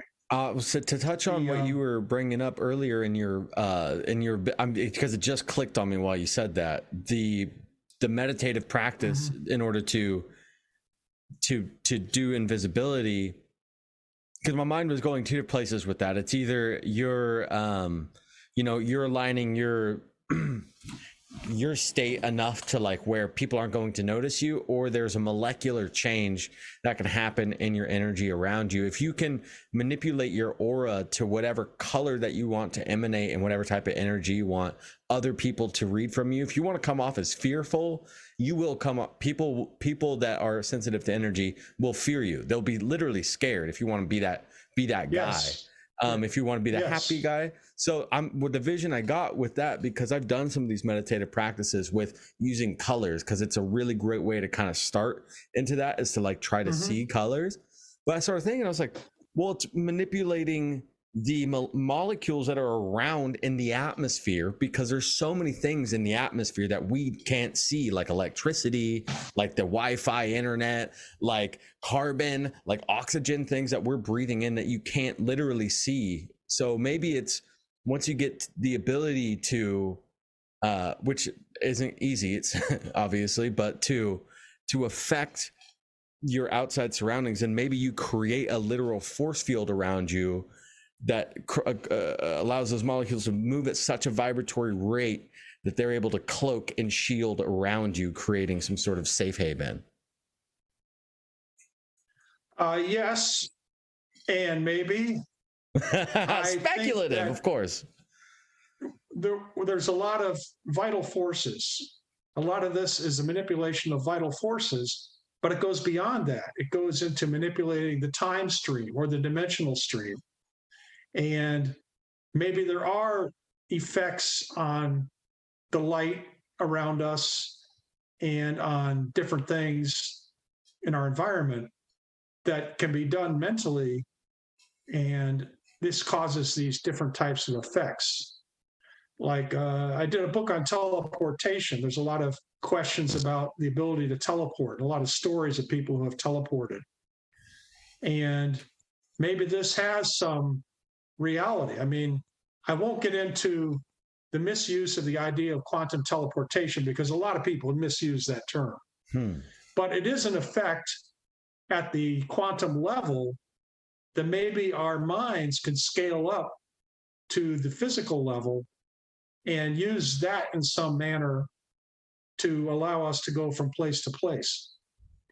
So I guess what I'm saying is there's a lot more that we can do with our minds and our spirits than people think is possible. And we like to think of ourselves as a modern technological people, but we're really only using half our brain. Let me digress a second. A lot of people like to talk about IQs, right? Oh, this guy's a genius. He's got an incredible IQ of 160 or 180. And I say to myself, through my own experiences, a person's intelligence is a lot, the capability of a person is a lot more than their analytical intelligence, because we all have a spirit, and that spirit is infinite in scope. And people who manifest spiritual abilities can do things that some intellectual with a high IQ could never even do or conceive of. So we are all beings with multiple potentials, whether it's intellectual potential or spiritual potential. We all have the abilities to do a lot more than we think. And our society is really primitive. We think we're smart. We think we know how to do everything. We think we understand the world, but we don't. We only understand a small part of it. And there's a lot more outside of that we can learn and we can explore. One of the things I meditate on sometimes, because I'm also interested in astronomy. I've got a lot of interest in the solar system and astronomy. And it was recently found in the last couple of years, how many galaxies would you say exist? How many galaxies do you think there are? Thousands. Infinite. Yes, thank you. That's a good answer. Scientists measured it recently and found there were at least 2 trillion galaxies. Think about that. 2 trillion galaxies, each one having billions of stars. So, and then I'll tell you, more recently, scientists think maybe that's a low number. Maybe it's 20 trillion or more. So if you look at that and you look at the number of stars that may have planets and planets that have life, etc., then you're talking about something like 10 to the 26 numbers of beings, intelligent beings that exist, which is a huge number nobody can really conceive. So maybe somewhere in the universe, there are duplicates of each of us. Duplicates genetically, maybe even duplicates in their society, which might be slightly different. So can our consciousness connect to those other beings who live in these other parts of the universe and commune with them? So sometimes what I meditate about is I meditate that I'm connecting to these other duplicates of myself and asking questions of what are they thinking? What are they doing? Just an interesting meditative exercise. But we live in an almost infinite universe. If it includes the multiverse, it gets even bigger. So there's a lot of things we don't know. One of the things I did in my one of the things I did in one of my early books. Go ahead. Oh, I've heard that with like if you can connect to your other self in your other realm, you could learn whatever trade that you have in that other place too, and come back with the knowledge of that and have it almost instantaneously. Or if you speak a different language in this other realm, you can bring that language back with you by connecting to your other self that exists. Right. Parallel dimensional type thing. Yeah. In my first book, I did a diagram. Imagine 3 concentric circles. The inner circle is blue. The next circle out is red. And the outside circle is yellow. And what the inner circle represents, the blue circle, is a circle of things that science can measure, that can say are true or not true. And it's a small circle. Then you look at the next circle out, the red circle. This might be the circle that are things we will be able to measure in the future. Or maybe we'll be able to use our consciousness consistently to measure things as a more sensitive instrument. And outside this, the yellow circle, are things that we will never be able to measure because we don't have the instruments to do it. Remember, science is only as good as the things you can measure. If you don't have the instruments to measure something, you can't say if it exists or doesn't exist. Exactly. And this is where a lot of scientists and engineers fall down, because they seem to think if you can't measure something, it doesn't exist. Wrong. It's wrong, because it all depends on the sensitivity of your instruments. If you don't have the instruments to measure something, then you can't really say if it exists or doesn't exist. And to get the funding, and how science works in our world is like, if you're an independent scientist and you're doing things and you're making money, like to create technologies, it's just cost a lot of money and a lot of time and energy. And if you're working for a specific organization, they're funding everything. So you need to get it approved. And, it's a very slow process, as is like, doing like archaeological digs and things, unless you literally take it up on your own and you're able to fund it and go specifics like that. But yeah, I think that over compartmentalized process is really what's dragging us down, because in the true reality and nature of things, our ancient ancestors didn't halt the production of things because they couldn't, people couldn't afford to do it. They said, well, we know where these resources are, obviously not unsustainably tapping into a resource to make something unfathomable and unsustainable, but it doesn't really actually cost any money to create anything. But it's a part of the over compartmentalization system that stops us from, unless you're NASA and you're just getting unlimited funding, but it's specific funding for specific projects. Whole other side tangent. I apologize. Can you give me a minute to go to the bathroom? Absolutely. Yes. Yeah, you can cut this hopefully. Okay. Bob, you're back. No worries. All right. Yeah, maybe we should we'll segue here into going into ancient Ireland after this. Focusing on that. What do you think? Yeah, I think this is all good though. This is what happened with Laird Scranton too, but it ended up tying all back together and putting the things together. So learning about like the spirituality aspect really helps understand like how these leprechauns or how these little people could be spiritual beings and have the gnosis to do these things. You know what I mean? So yeah. I think it's all fascinating. One thing that I thought about was when he was talking about the cloaking and stuff, the Tuatha De Danann, they say that they burned their ships before they got there, and that it was like a big mist, or they came in the mist. So maybe what they were doing was actually cloaking their ships to make it look like they had burned, but then sending them back the other way so people couldn't see their ships leaving. Okay. I'm ready. Oh, that's a good military tactic type of thing, where that you would basically say oh no, our ships are gone. Like they're like, yes, we defeated them. Yes, but they actually cloaked themselves so they could safely get away. Like I know I've said this on the show since I started watching it, but Stargate Atlantis kind of plays a lot into like the ancient ancestors having cloaking technology, and that's part of their ancient technology is cloaking. So that kind of reminds me. Dan was saying, oh well, you can go ahead and tell him, sir, Dan.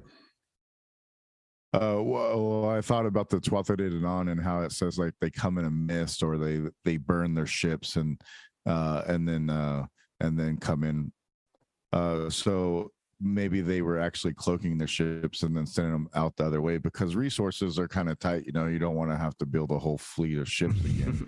That could take you a long time. So if you just cloaked them and then sent them back the other way so people couldn't see them anymore, it'd be a useful tool.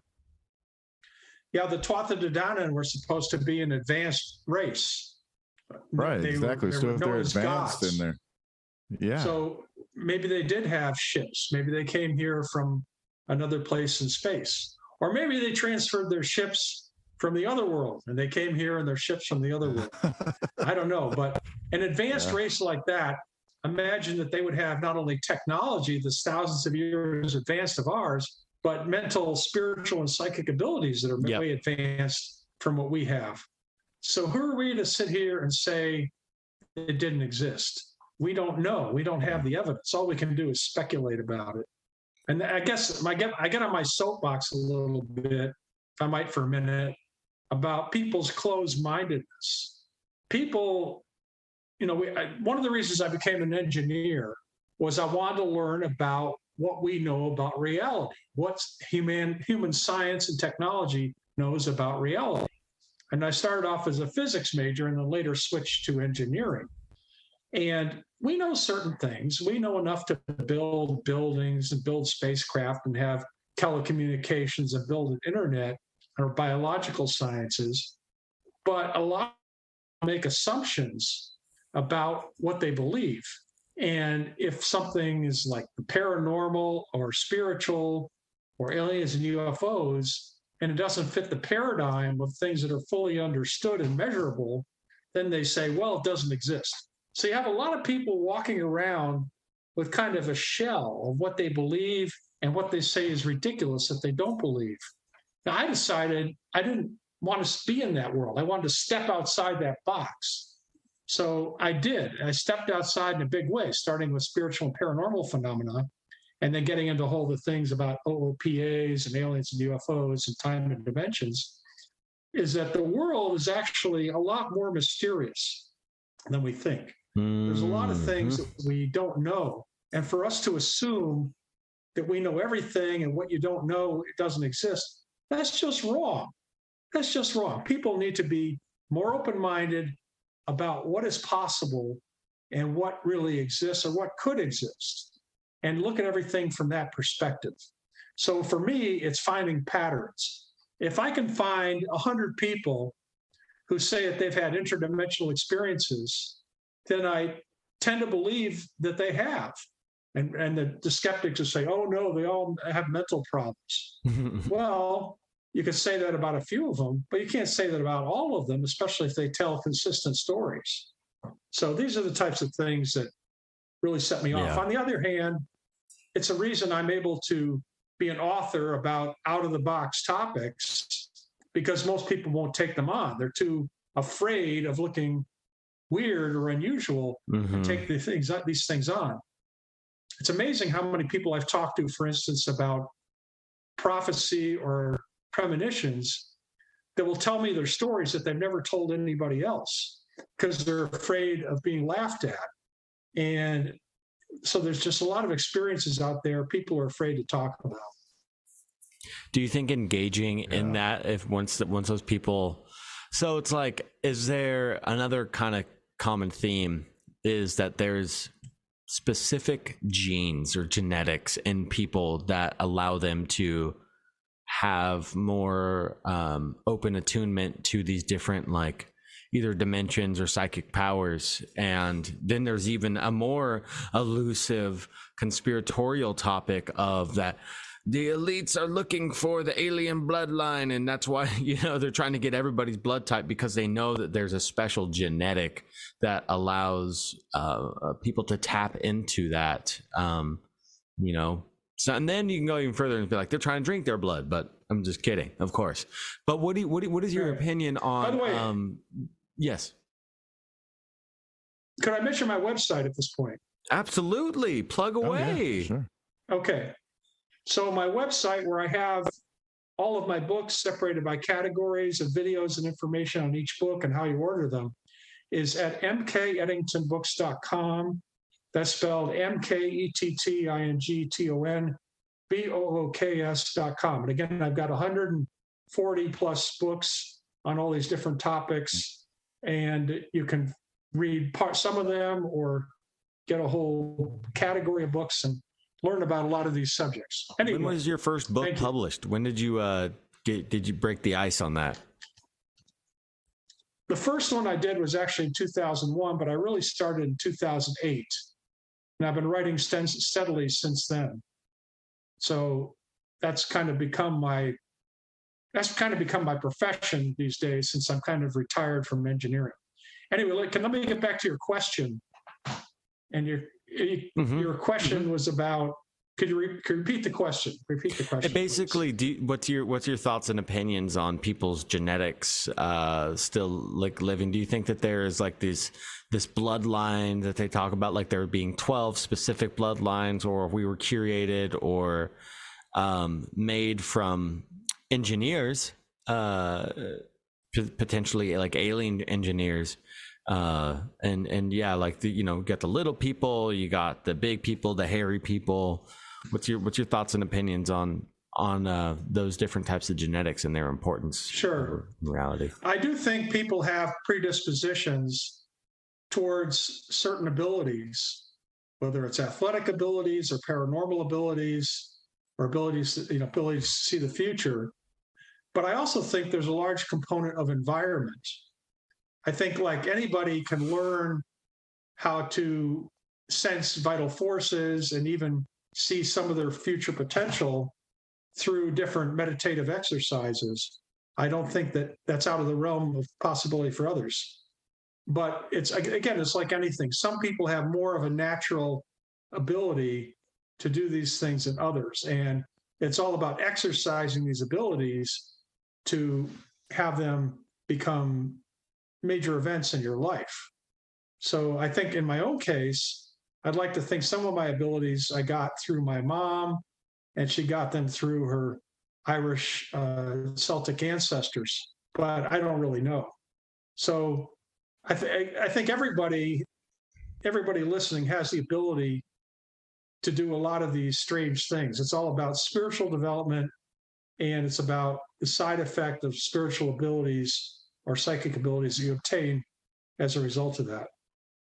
So can you paint us a picture of what early Ireland looks like to you, and what this, because you got some great stories on Merlin and in your Druid book, and I'm wondering if you could kind of tell us the story of St. Patrick and drawing out these snakes and what you think the snakes are and were, and what different type of serpent symbology lies within Ireland in those stories. Well, I'll try. I don't know if I have any great stories about that specifically, but the history says that the monk, St. Patrick, was the one who brought Christianity to Ireland, and that he also chased all the snakes out of Ireland. And that, I think, was in like the year 800 AD. And I'm sorry, I don't know a lot more about him than that. I may have written some things. I don't remember everything you write, you know. Yeah. No, I know, because you get in a flow state when you're writing, and so like a lot of information comes. I definitely know that. But the snakes and serpents, you find symbology of these different things, and looking at history, you know, not everything is so literal. You know, they're not really talking about snakes, do you believe? Honestly, I don't know. I do know that the Druids initiated a lot of festivals, rituals, herbal healing, different alphabets, trees. The Druids had a lot of things to do with different trees and how they could be used. They were very much woodlands people. And then, of course, magic. And they had a lot of the prophecies and premonitions in their lives, and they could use different tools to see those things. In terms of snakes, I'll be honest, I really haven't studied the snakes and how those were handled by St. Patrick. I know that sometimes the snakes are symbols used in Druidism, but I'll be honest, I don't know enough about them. Well, the medical symbol of crossed snakes, that's a Celtic symbol of the snakes crossing, and it's used a lot in medicine, that symbol. So yeah, I wish I knew more about that, but I don't know everything about that. No worries. Yeah, just, you know, it's a really famous story, and I feel like on the mainstream, like, you know, St. Patrick, we have an entire holiday dedicated to the guy. So, you know, when that story gets thrown around a lot, it's like people don't really know what to think. They're like, oh, he made it a snake-free zone. Awesome. No snakes on that tiny island. I bet they were big pythons. I'm glad he chopped the head off of those snakes. Or is he talking about, a lot of the vibe I get is like that there was, you know, obviously more pagan rituals, more pagan things happening. Yeah, pagans, and mainly matriarchal. A lot of the kind of info I've been reading into is that there was a triple goddess worship of ancient Ireland, and the ancient Celts had a very high appreciation for the matriarchs, and that when St. Patrick was held prisoner, as the story goes, he was held prisoner there, and there was a lot of women that were kind of like coming to check on him and kind of treating him badly, so he wanted to go back and rid of those evil doers, that those snakes and demons. Yes, the Merlin is interesting. Merlin's name first arose. I don't know if it was Geoffrey of Monmouth, but it was like the year 1000 it was written about, and he was a Druid. We don't really know if he had a relationship or not with King Arthur, who was more of the 6th century person. Of course, I've seen most of the movies and TV shows about King Arthur and Merlin. And of course, he was also in Stargate Atlantis, right? So I don't know, but the Druids certainly had all those abilities to use for good or evil. I'll tell you an interesting story related to the Tuatha De Danann, which you probably haven't heard. Okay. Okay. So let me get to the right, because I want to look up. Hold on a second. All right. Yeah, I like your section on Merlin in the Druids book. It's really good. There's a lot of really good juice there that I'd never heard. So one of the gods of the Tuatha De Danann was known as the god Lu, L-U-G-H. And the question is, was Lu real or not? Now, one of my topics that I've written a lot about is longevity and immortality. And back over 10 years ago, I'd written my first book on immortality. It was titled Physical Immortality, History and How-To Guide.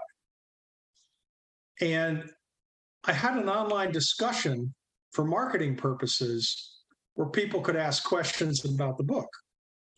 So about 6 months after I started this, I started getting a guy who was in Ireland. He said he was actually in Scotland. He lived in Scotland, and he claimed that he was an immortal that had been around for 2,800 years, and he had actually been known as the god Lu way back when, for 160 years. And if you look that up, it's a three-faced god. So he had a lot of stories, which I put into one of my books called The Commentaries of Living Immortals, talking about immortals on this earth, whether they are human immortals or demigods or gods. He said he'd met like 160 of them over his life. And he made a lot of claims. Of course, the thing about people making those types of claims, because I both communicated with him by email and on the phone, is how do you know if these things are real or not? I mean, if a person comes up with an antique and shows you, say, okay, where did you get that? But there's no way to prove you're really an immortal. But he claimed he was actually recognized as the god Lu back then. Now, I don't know if he had what his relationship was specifically to the Tuatha De Danann. Maybe he was an inheritor of their genetics, but he claimed he was the god Lu and that he was 2,800 years old. Wow. That the story of, does he have a story of like being a righteous king and like and winning some good battles? Well, I don't know about him being a king. He said he was born. In fact, let me go to that page on my website because I've got some quotes that he made. Just a second here. Because there's a lot of beautiful ties. I'm really interested in the immortality thing. Saint Germain. Yeah, exactly. Yeah, Saint Germain. And this search for the fountain of youth and the philosopher's stone is obviously a huge part in occult and esoteric studies, and that's pretty fascinating. So let me read you some of what he told. I'll read you some of what he told me. Stealth. He went by the name Stealth. Says he's over 2,800 years old, and he wrote, "Hi, Marty. My small childhood was a good one. Peaceful, happy. My mother and father were simple farmers, and my father was also a deer/sheep hunter herder. That was very long ago. I was born in Tenay. It's named Elgin in Scotland. And it was about 812 BC. I used to live in a small house with a wooden/hay bed with brick fireplace/walls and small kitchen area. They died young, my age being 17. They got sick/hunger. They were 45 years old. The end of the Neolithic and start of the Bronze Age in Brittany.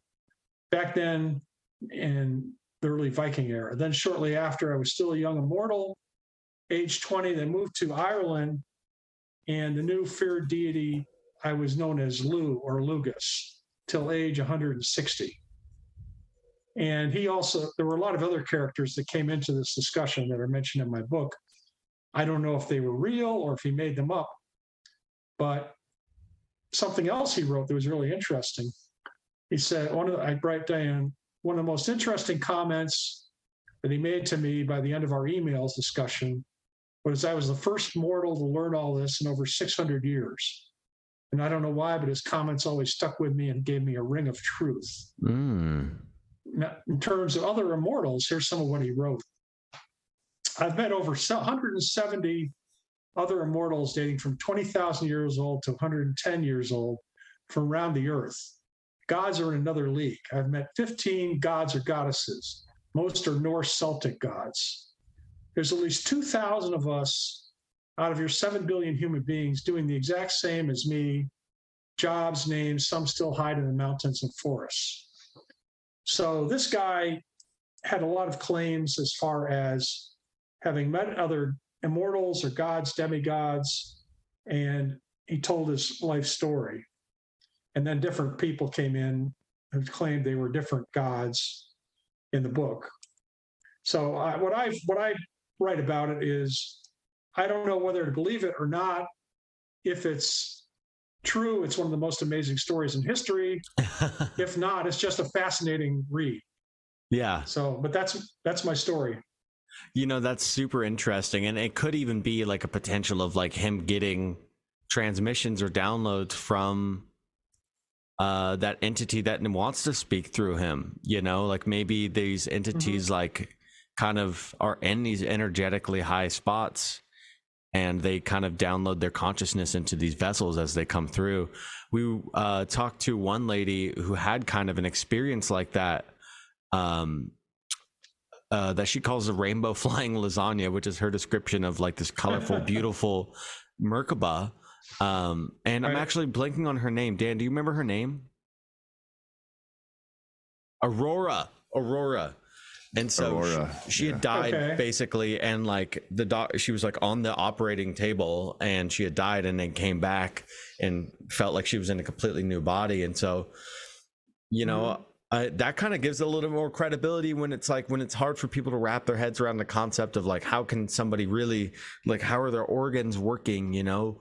But maybe potentially it's like that consciousness gets into a physical vessel, which would be really awesome and probably put a lot of credibility to the thoughts and concepts of gods and demigods in general, like them choosing to go somewhere and needing that vessel. Like that's a beautiful thing. It gives it a lot of credibility. Lou is super cool, and I've looked slightly into Lou as like a god and as a. Yeah, you cut out. Oh. Uh-oh. You're cutting. Okay. My bad. My internet is terrible here. Sorry. You froze it up. No, you frozen. Yeah. Oh shit. Uh-oh. There we go. Okay. What were we saying, Dan? Yeah, it reminds me of the story of this Buddhist monk, this little kid who said he was like a Buddhist monk in a past life, and he had the recollection of his whole past life and said that he was reincarnated.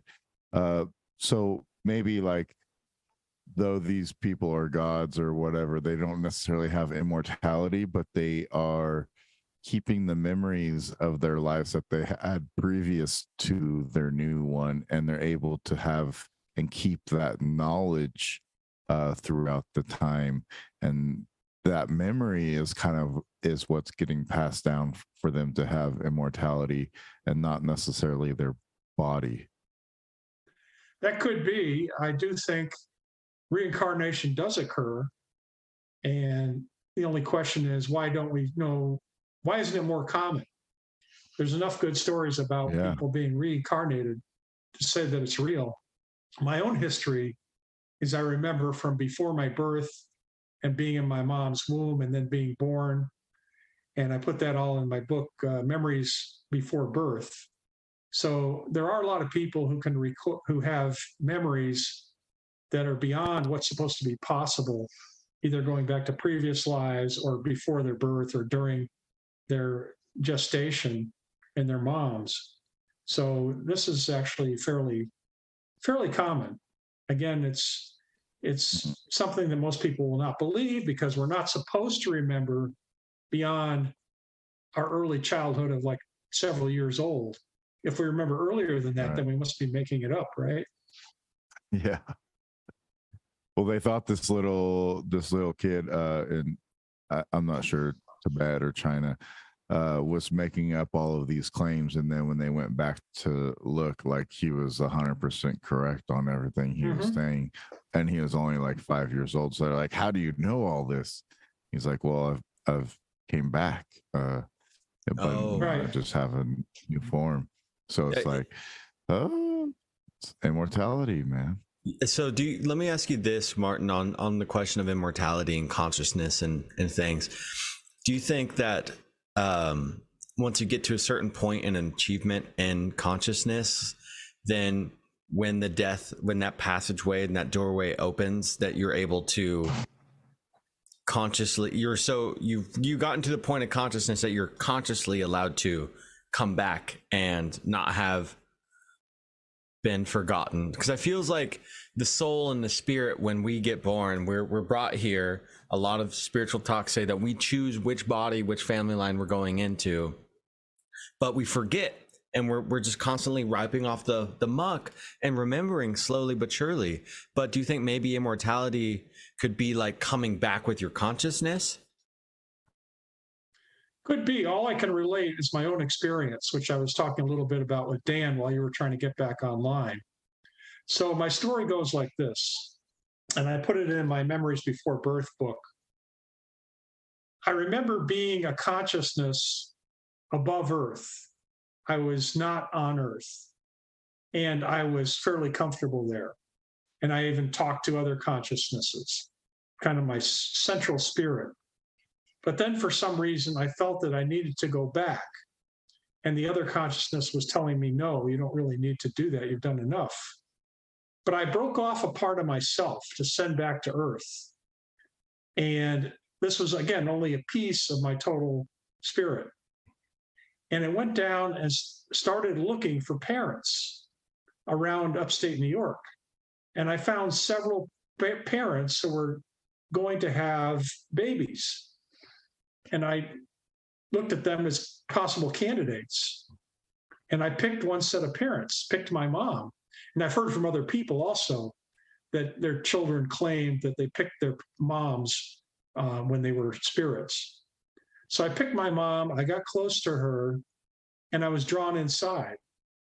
Now, I think this must have been when she was only several months pregnant, because then I remember being inside her and able to move around. And at some point, my cord was choking me, so I turned around, and I became later a breech birth, which means your feet first instead of head first. But I remember I could hear noises outside, and things were okay and comfortable. And then things got smaller and smaller and smaller, which meant I was getting bigger and bigger, until finally I kicked, because I was too compressed. That's when my mother's water broke. And then there was the whole process of being born. And I was yanked out by the doctor by my feet. And it was cold. It was really cold out there. And I thought I was breathing okay, but the doctor hit me a couple times on my bottom, which caused me to scream, and fluid came out of my lungs. And my first breath felt like breathing fire, okay? And then it lessened. And so I remember that birth. And then I remember other events when I was very young, like a day or two later, when my parents took me home and the grandparents were all there, all four of them, and they were passing me around. And my one grandmother had really bony arms, which were bothering me. So I started crying. And the other grandmother said, here, you hold them like this. And she was a nurse. She knew how to hold babies. And so she put me back with the other grandma, and I was quiet because I didn't want to make her feel bad. And she held me again. I remember lots of other events of my early childhood. Now, when I got to be around 2 years old, I was watching an old black and white TV. This is back in the 50s, because I was born in 55, when there were only channels, and they were all black and white. And I don't remember what I was watching, but I suddenly felt like I woke up. I woke up and I realized I was in a body and I was alive. I was conscious. It's like I'd been in a dream for the previous couple of years. And from that point, I always felt like I had total consciousness. So maybe that helps answer some of the question, is that we are spirits that come into this earth for different reasons. And some of us have some memories of that. And some people have, of course, memories going back to previous lives. I do not. But there's a continuity there. And we can acquire information from previous experiences. Like I remember as a baby, the reason I would cry because I couldn't talk, and it was the way to get attention because I needed it. I was hungry.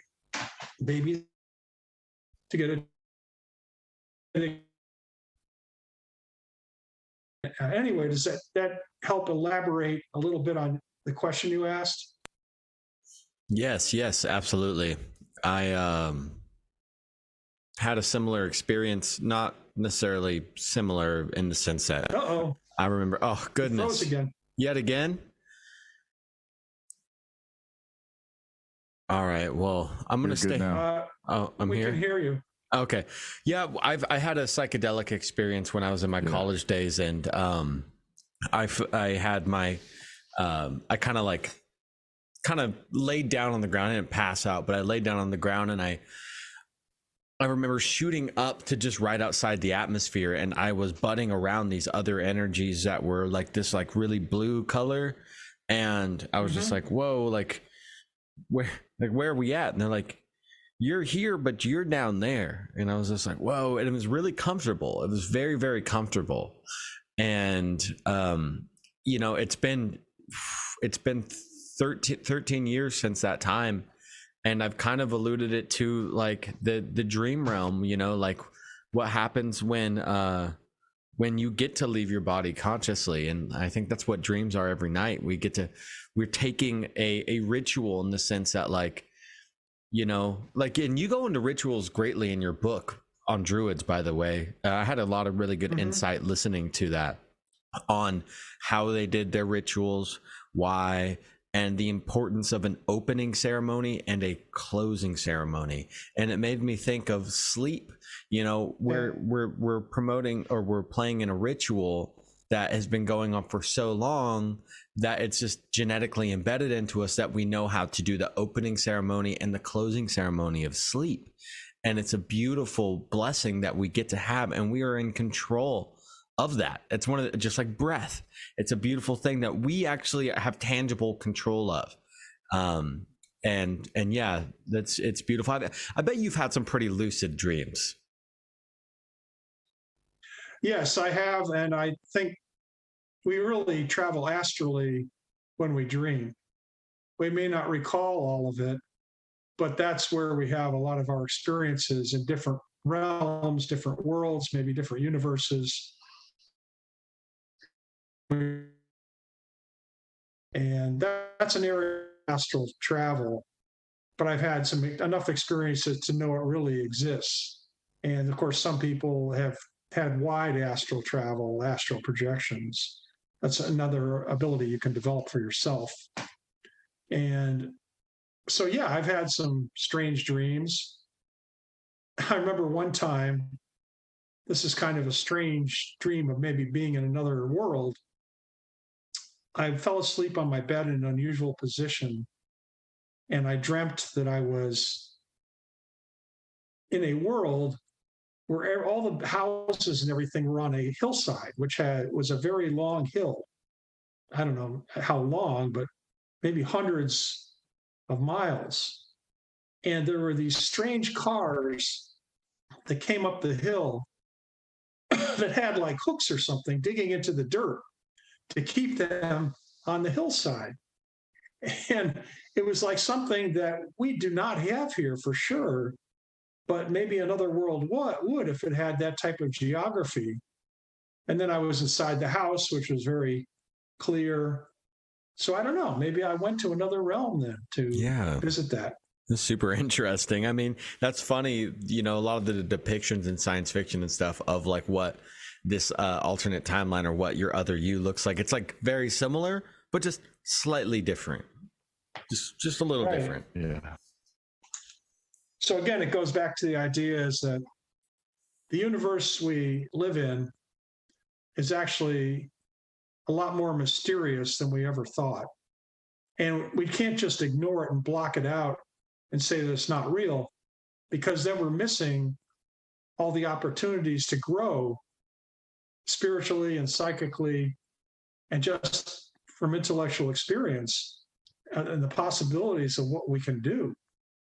Most of us live very narrow lives. I mean, we only think about our families, and maybe we are part of an organized religion and we watch sports, maybe occasionally politics. But there's a lot more to the universe than that. There's a lot more mystery. People need to be, open-minded. Be open-minded and look at these possibilities, because they're probably part of a reality that we have not explored. I don't mean to be redundant, but I want people to think about that. I want that message to get out there. Very important message. You know, that's the thing, is it's spiritual work is like physical work. You know, if you want to be strong, and if you want to, you know, if you want your physical appearance to be what it is, then you have to keep going to the gym. If you want your spiritual body to, and your light body and what have you, to do the things, you need to hear the messages again, because it's very, very easy to forget things. Yeah, practice. So right. Don't feel redundant. It's important, sir. Thank you for bringing it up. Let's see. What else do you want to cover today? In your book, you did herbalism practices, rituals, and whatnot. I found some of the practices of the Druidism to be pretty interesting. Can you? There was one about the salmon fish. Do you remember that one? Boy, you're really pushing me. I don't remember that specifically.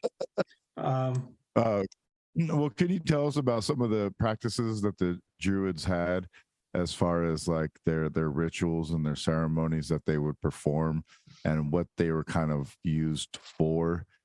Many people have this idea that Druids are maybe somewhat evil, or have this they're evil magicians or something like that. But when you look at like some of their practices and stuff, and some of the ceremonies that they do, they seem very peaceful and to be working with nature very well to accommodate some of the beliefs that they have.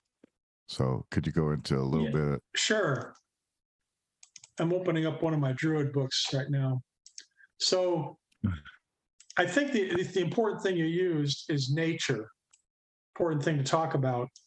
They worshipped nature, and that's why they were so big on different festivals at different times of the year, and trees and tree meditation. They were very big on that. So like you could talk about connecting with the spirits of the place. They connected with different tree consciousnesses. And I don't know if you've ever tried to do that, but it's an interesting experience to like sit at the base of a sequoia or a redwood and imagine the consciousness of that tree that's thousands of years old, and if you can communicate with it. I've tried that. It's an interesting experience. So they had these rituals.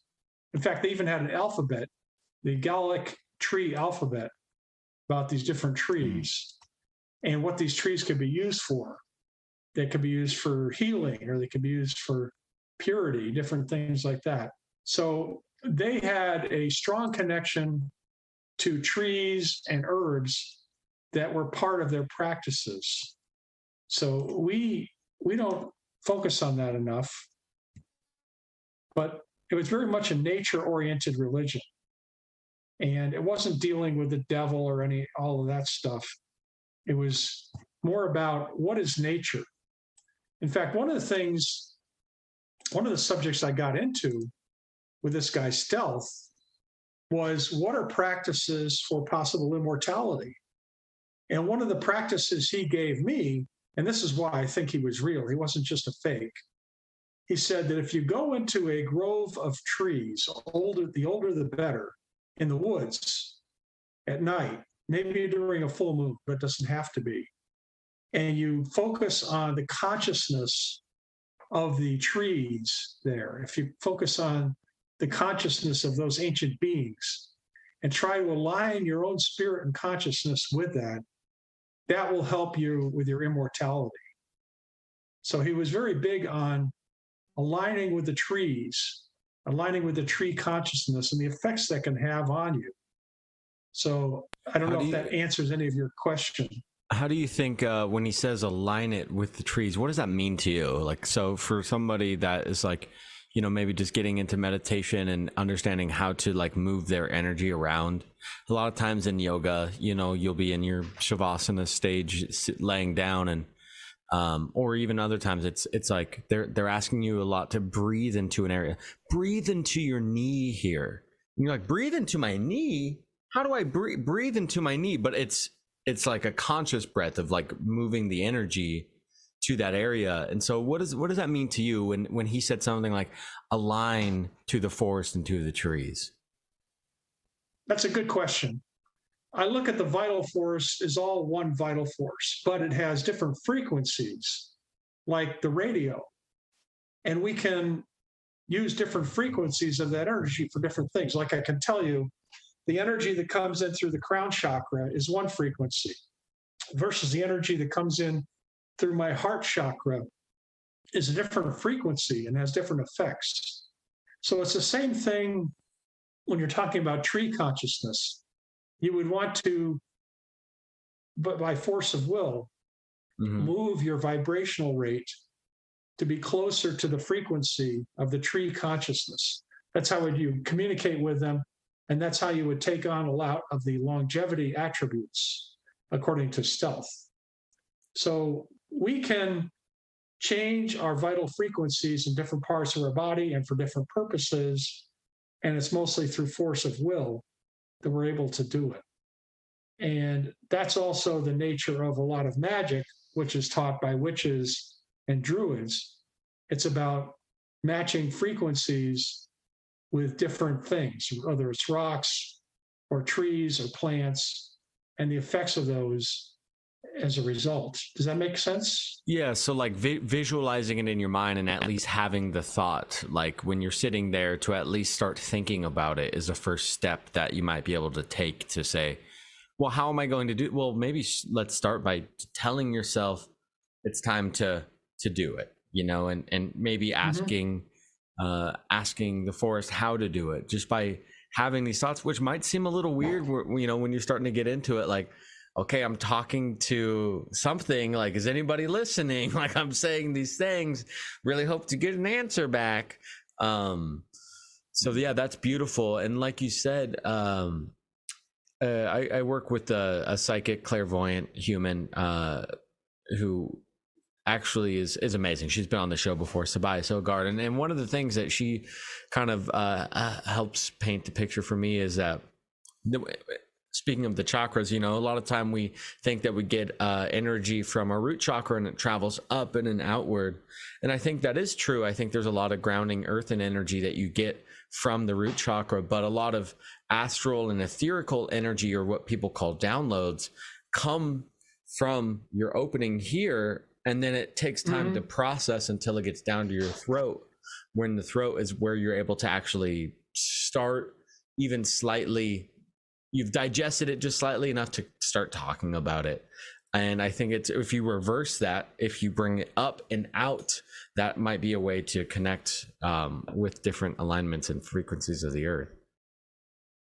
Yes, I've had a lot of different experiences in my chakras of taking in energy and moving energy between chakras, including my root chakra, my the top of my head chakra, the crown chakra, and also my heart chakra. In fact, one of my most spiritually enlightening experiences, in fact, I would call it an enlightenment experience, was when I did an exercise taught to me by a shaman called the heart rose exercise. And it was all about opening my heart chakra. And the result of that was I felt the physical sensation of heat coming into my heart, like I have through my head for many years. And as a result of that, I felt incredibly connected to everything around me and everybody. And the effect was dramatic. It lasted, it would put me into a state of bliss that lasted for weeks until it became more subconscious. But it also changed me. It changed me socially.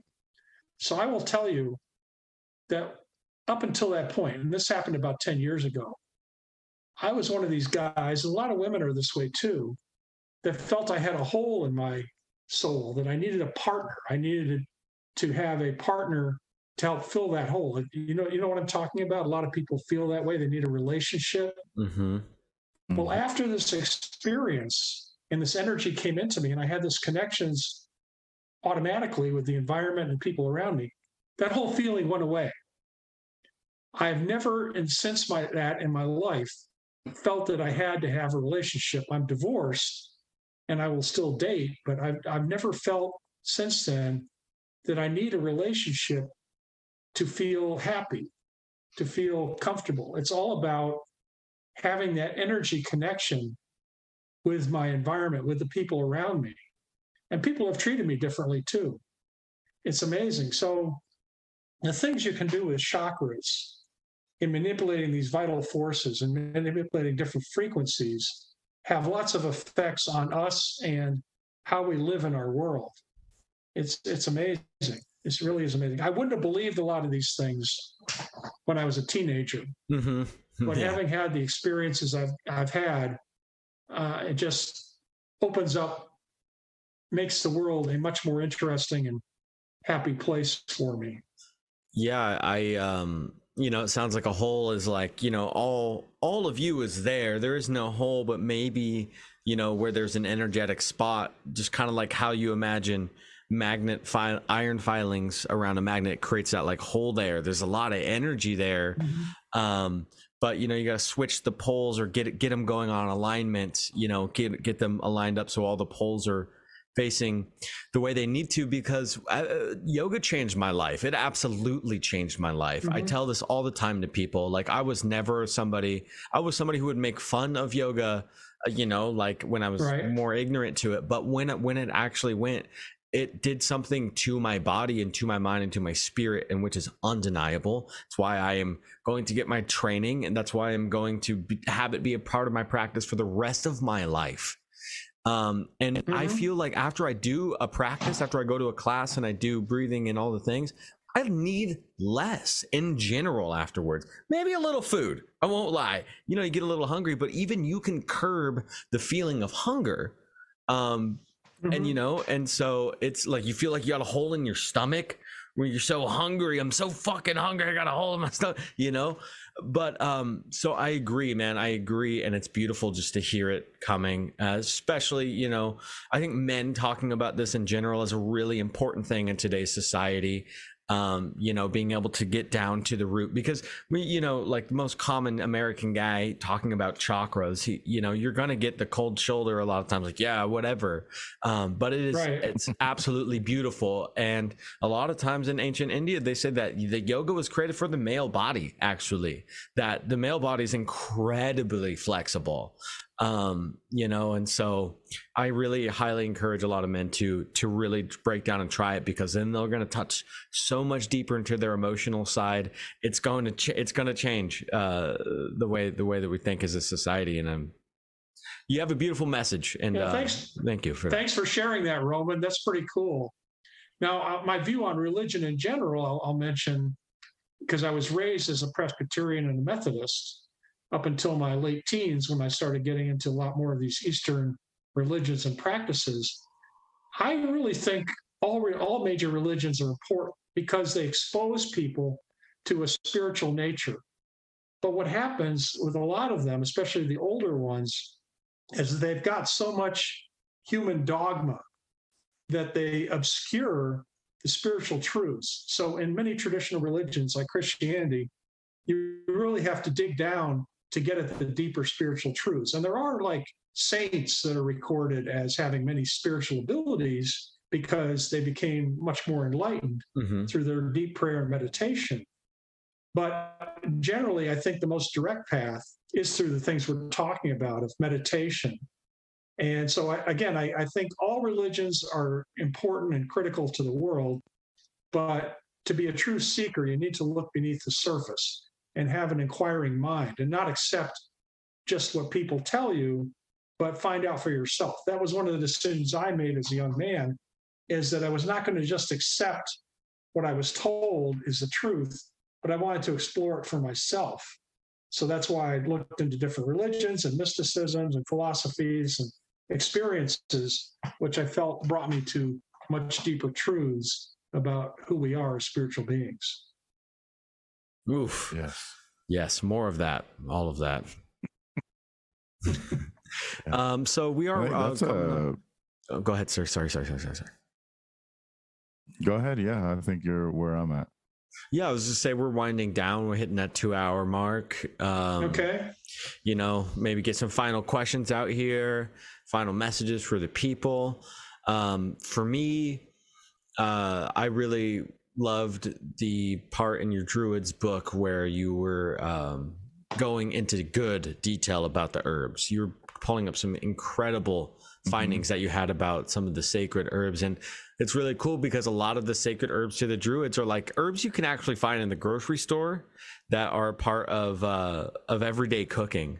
And I wanted to ask you, what are some herbs that you deal with in your life? Are there any plants that you've started to take away from your findings and research, and had any spiritual components to some of these plants? Yeah, I'm big on herbs that have to do with longevity. And you'll excuse me, my memory is getting a little bad, but there's this root that's used a lot in Eastern Chinese practices. And ginseng. Ginseng is very popular for longevity. Oh yeah.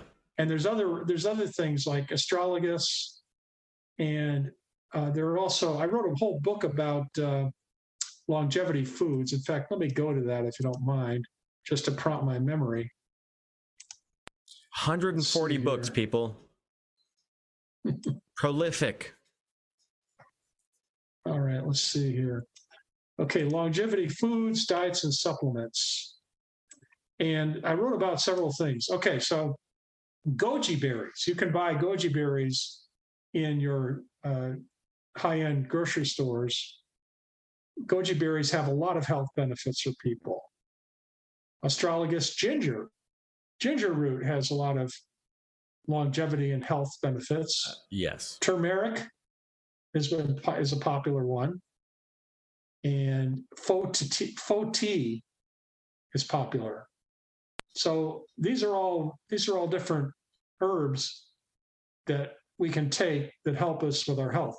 Like, I don't know if you've ever heard of Lai Ching-yang.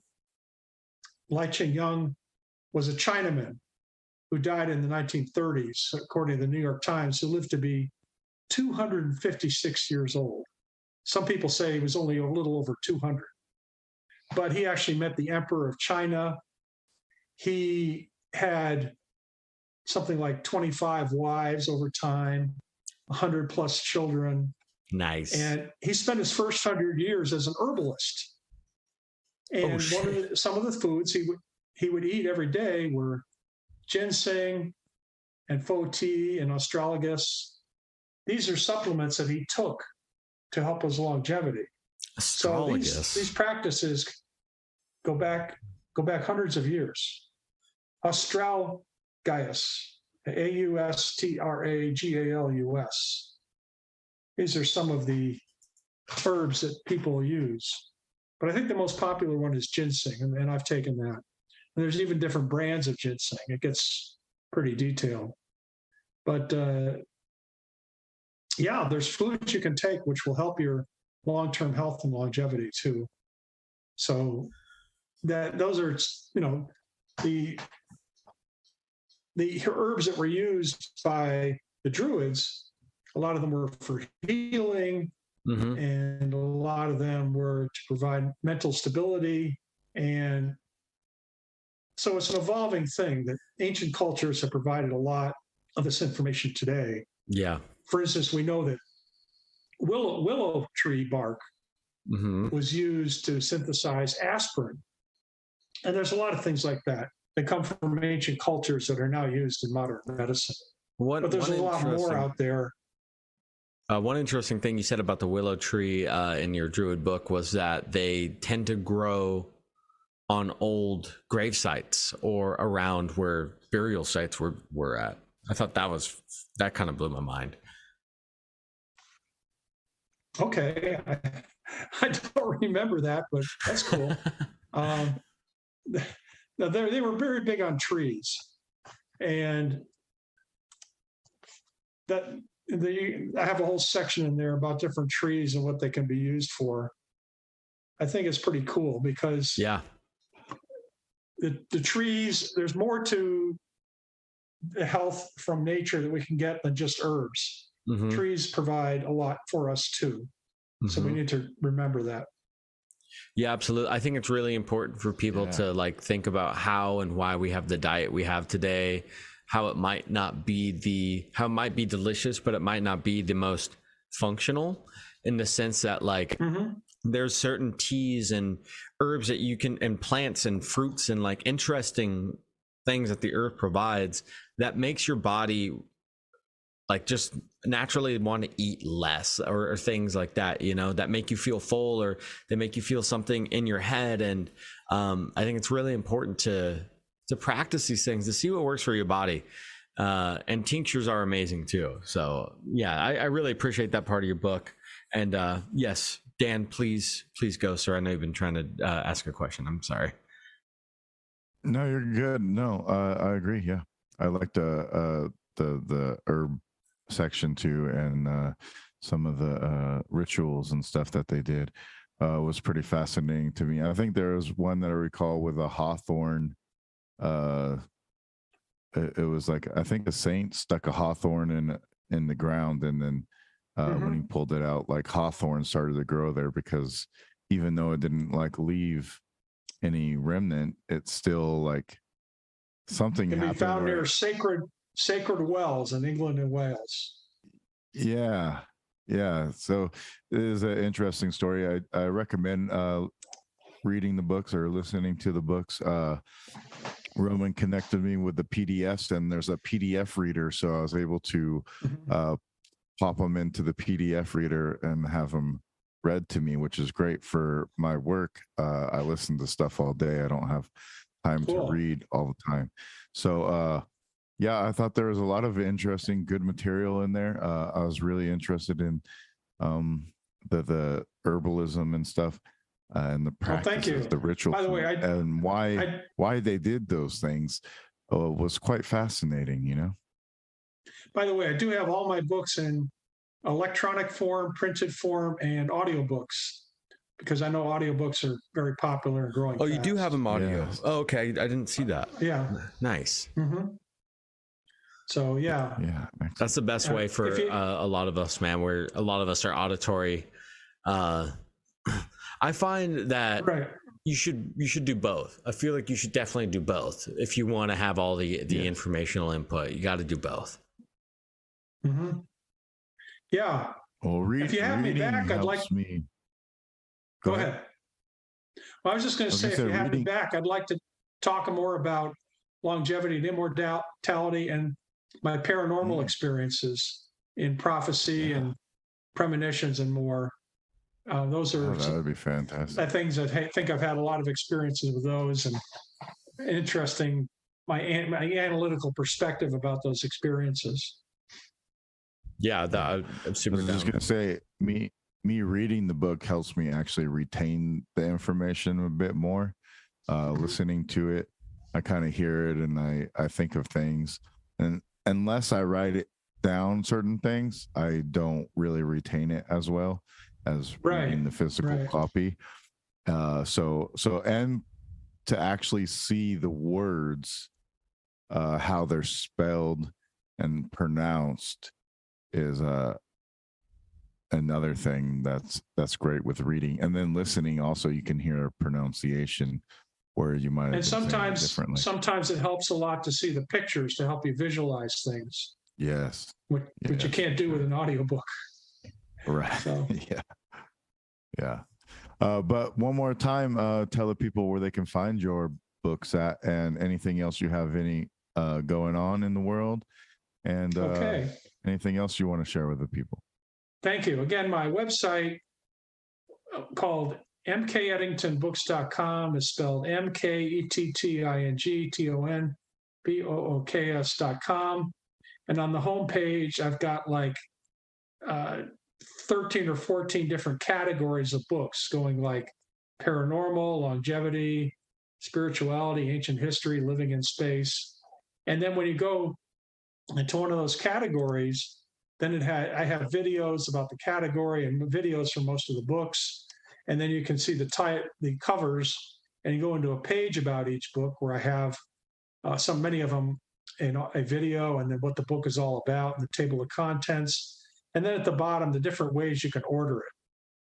Ebooks, printed books, whether it's a black and white or color interior, and audiobooks, and also PDFs.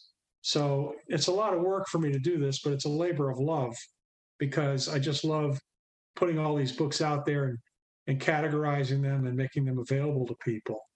So I hope I'm providing a service to people by doing this.